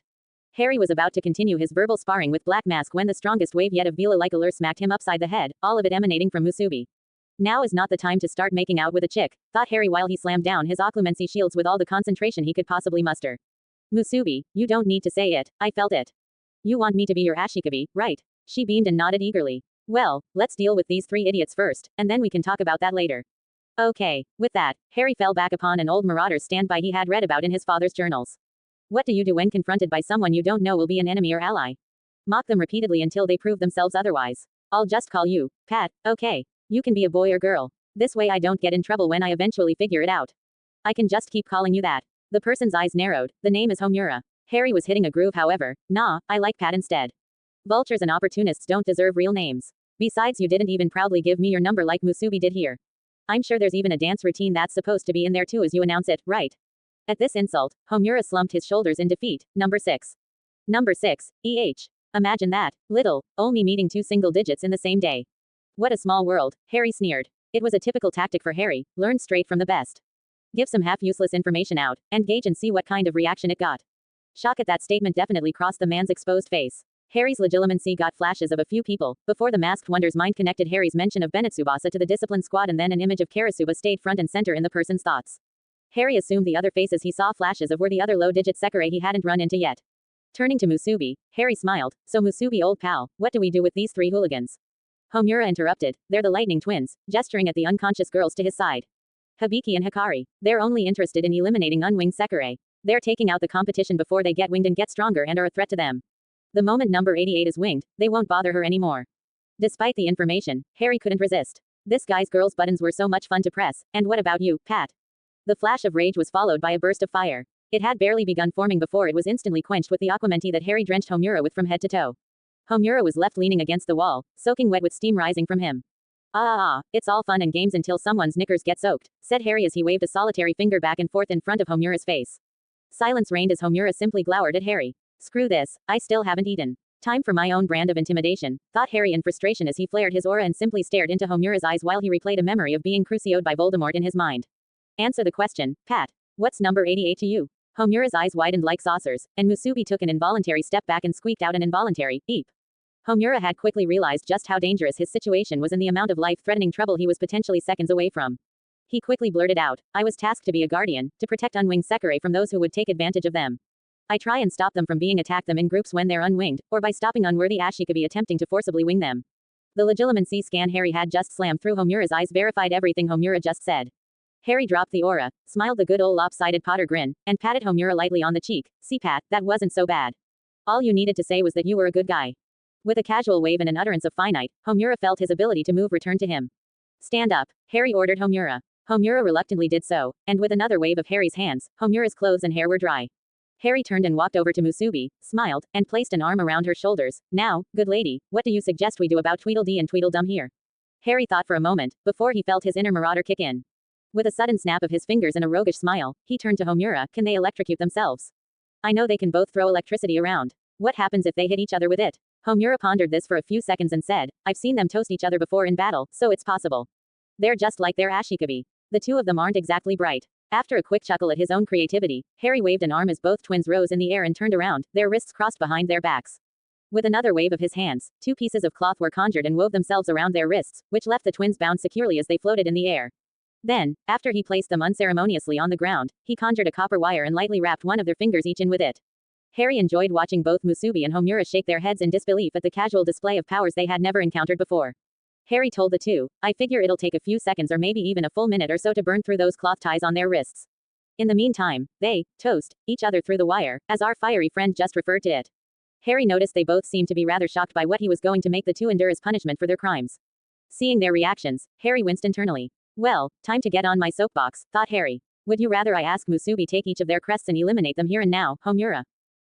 Harry glared at them. Harry continued, it certainly sounds fair after all. They were going to try and forcibly eliminate Musubi back there in a 2-on-1 fight, while you sat on your high horse and didn't interfere. Homura and Musubi both looked down at this, thoroughly chastised. This course of action hopefully gets it through their thick skulls that Musubi is not to be messed with, and neither am I. Besides, if they have half a brain between the two of them they'll realize they can just take the wire off. Both of their hands are right next to each other after all. Harry turned back to the sisters. Let's wake up the 2 morons and get out of here. When he tried to set up people to underestimate him later, Harry would often slowly speak his incantations out loud and used exaggerated hand and wand movements. This was one such case where he spoke his incantations out loud. 2 exaggerated renervates hit the twins, which brought them out of the grip of Morpheus. My head. What the hell is going on? I can't move. Shut up, bitches, Harry finally growled. I'll give you a bitch. Twin number 1 abruptly shouted, and promptly zapped herself and her sister silly. The other twin then started to charge up her powers and did the exact same thing. What's going on? Quit zapping me. Harry just laughed at the situation, walked around them, and verified the bindings took at least some heat damage. It wasn't his intention that the morons stay there all too long. Only that they endure a bit of self-torture while on their way to freedom. Harry walked back around to the front of the two sisters, and stood between Homura and Musubi. Well, have you two idiots figured out what's going on yet? He finally asked. Both sisters said nothing. They merely glared at Harry. Bah, you're no fun. I don't even get to insult your stupidity if you just stay silent. So, I'm just going to tell you both what your punishment is and then leave you here, because quite frankly, you two bore me. Harry continued, you're both bound with cotton bindings, they should easily burn if you run enough current through them. Unfortunately, I may have tied a piece of copper wiring between the two of you, so, as you nuke your binding, you'll also nuke your sister. Harry's last proclamation was met with dual shouts of, what? Harry simply laughed and continued. It shouldn't take more than a minute or two hopefully of constant voltage to set fire to the bindings and set yourselves free. Then again, it also means nuking your sister with voltage for that long as well. He instantly threw a memory of being attacked by a Dementor into his mind, while staring at each twin. They began to push away from Harry as quickly as their unbound legs could carry them as they shivered in response to his aura. Musubi and Homura didn't seem to fare much better as they were backing away as well. Take this as an abject lesson on what happens to anyone who fucks with me or any Sekirei I'm with, regardless of whether I'm their Ashikabi or not. Got it, you two little shits. Their heads bouncing up and down like bobbleheads in acknowledgement, so Harry promptly turned and began a slow walk out the alleyway, Musubi and Homura hot on his heels. As they walked away from the still freaked out twins, Homura said softly, Seo's not going to be happy with you for hurting his girls. Who's Seo? Harry asked, though he assumed what the answer would be, but asked just to be sure. They're Ashikabi, said Homura with a motion back towards the twin terrors. Harry looked Homura right in the eye. Well, he should have been here protecting them, and not sending them out to go and double team unwinged Sekirei, shouldn't he? He's got no sympathy coming from me. If I was either of your Ashikabi, and it looks like I likely will be Musubi's, and you intended to go running around looking for fights, I'd damn well be right there next to you the whole time. Silence was all this statement was met with. With a sudden flash of recollection, Harry remembered a casual comment made by Karasuba earlier that day. Harry turned to Musubi and asked, were you part of the group of Sekirei released yesterday, Musubi? Yes, how did you know? Harry ignored the question. Musubi would be in danger until she was winged, so he needed to make sure she was safe until he decided whether to become her Ashikabi or not. It wasn't really a hard decision given his knowledge of the magical world and Sekirei in general, but he still wanted to wait a bit longer.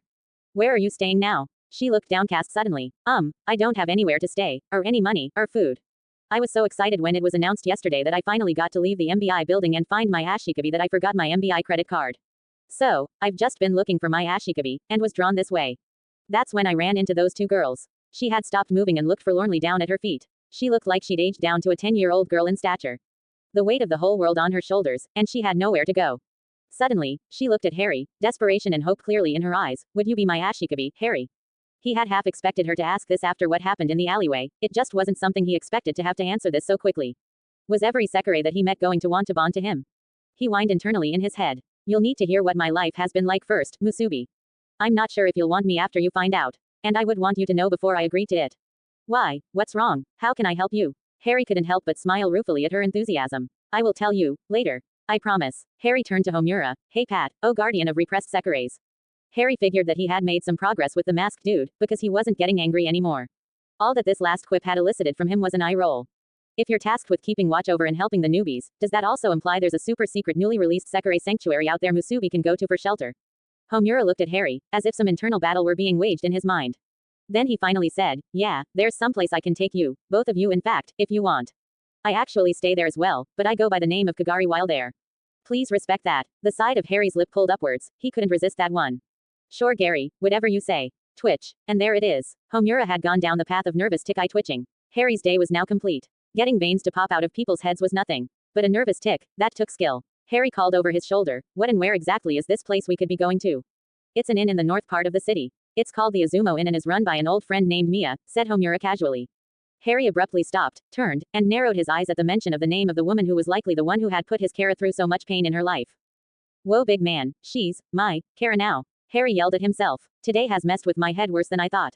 Homura raised an eyebrow at my reaction. Problem with Mia. Harry decided to not burn his bridge quite yet, but still hedged his bets with his response. No, not directly.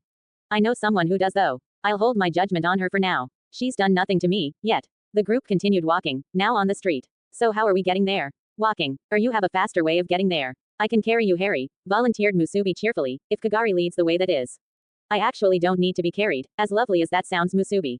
Harry said dramatically, just start moving and I can follow however fast you both go. Homura didn't seem inclined to wait for an explanation, annoyed as he was with the whole debacle, so he immediately jumped up and began traveling north across rooftops. Homura couldn't go nearly as fast as Karasuba traveled that morning, so Harry was able to keep up much easier than his previous jaunt across rooftops. He was even able to apparate in front of Homura a few times, which elicited a very loud squawk of surprise. Eventually, Homura went down to street level and began a slow walk on a public sidewalk in the middle of a residential area. Mia doesn't like people jumping down into her yard, or approaching the general area at high speed, so we'll walk the rest of the way. At this point, Homura removed his mask, which exposed his face for the first time. Harry only shrugged at the statement. Her house, her rules I guess. They walked in silence for a few minutes, Musubi bounced along excitedly. She clearly enjoyed their adventure so far and Harry could not help but notice that she walked closer and closer in proximity to him. Just to break the silence and tension he was reading from, Kagari, he asked, so what's the rent going to cost us, if we decide to stay there, Kagari? That earned Harry a strange look from Homura, who didn't seem to have processed what Harry had asked, only reacting that he had actually used a proper name for once for him. For a few seconds, there was silence, and then he chuckled under his breath with a genuine laugh for the first time in Harry's presence. No one pays rent there. Mia complains constantly about people owing back rent, but it's mainly an excuse she uses to try and get people to obey her. Mostly people just do odd chores around the inn to help her out. Interesting method of control, Harry mused out loud. I take it she has no need for the money then. No, the place was once her husband's. She owns it now that he's dead. I believe she's fairly well set financially, that's why she runs the place like a sanctuary, Homura said. Well, I can probably help get people a lot more free time away from household chores. I have a few ways to make sure they're always done. Harry had glanced a few times at Homura out of the corner of his eye, and caught him looking at him. So what's your deal? Homura asked. Normally ashikabi will fall over themselves whenever a sekirei offers to let them wing. You just stood there, smiled, and said you would talk about it later. My life is not exactly normal. I'm pretty sure I understand this bond you all form. It's basically a one-sided soul bond. However, I'm used to hearing how these kinds of bonds permanent when done properly and willingly by both sides. I won't let anyone bind to me if they don't know what they're getting into, said Harry, while he looked off into the distance without really seeing what he looked at towards the end of his rant. What are you talking about? Homura asked as he stopped walking. Not permanent. Once a sekirei finds their ashikabi, or is bound unwillingly by an ashikabi, that's it. No second chances. It's why I do what I do. If a sekirei that was forced to bind can get out of it, that's the biggest and best news possible for us. Harry glanced back at Homura and said, I know a bit about soul magic. This kind of bond you all create is very similar to another kind I've seen in the past. Those can be undone if you meet someone more compatible and the first was done generally against your will. I haven't seen any reason yet why it couldn't be done here as well. As Harry turned to continue down the sidewalk, Homura grabbed his arm. You don't understand. This changes everything for so many of us. There are some ashikabi who probably have winged 10 or more sekirei, and almost all of them unwillingly. The girls only stay because they believe they have no other options. They all think they'll forever be stuck with the bastards and will never find someone who they will truly be happy with. Then, it hit Harry, more suddenly than the previous 3 times he had been hit. It was another Vila-like wave of allure blasting against his occlumency shields, making his mind groan under the strain of resisting it. All of it, emanating from Homura. Oh, you got to be kidding me, thought Harry incredulously as Musubi suddenly grabbed his arm after she saw he was in distress. It's a freaking dude this time. However, as Harry thought this, the burst vanished as he saw Homura drop to his knees in pain, hand clutched tightly to his chest. Suddenly Homura gasped for breath, his pleats barely audible between deep gulps of air. No, please no, not now, was all Harry could hear Homura whisper through the pain he had suddenly and quite obviously racked his body. Despite whatever goofy sekirei magic was being thrown around this time, Homura needed help and Harry and Musubi were the only ones to offer it. He looked at Musubi, who seemed to be on the verge of panic at seeing Homura injured.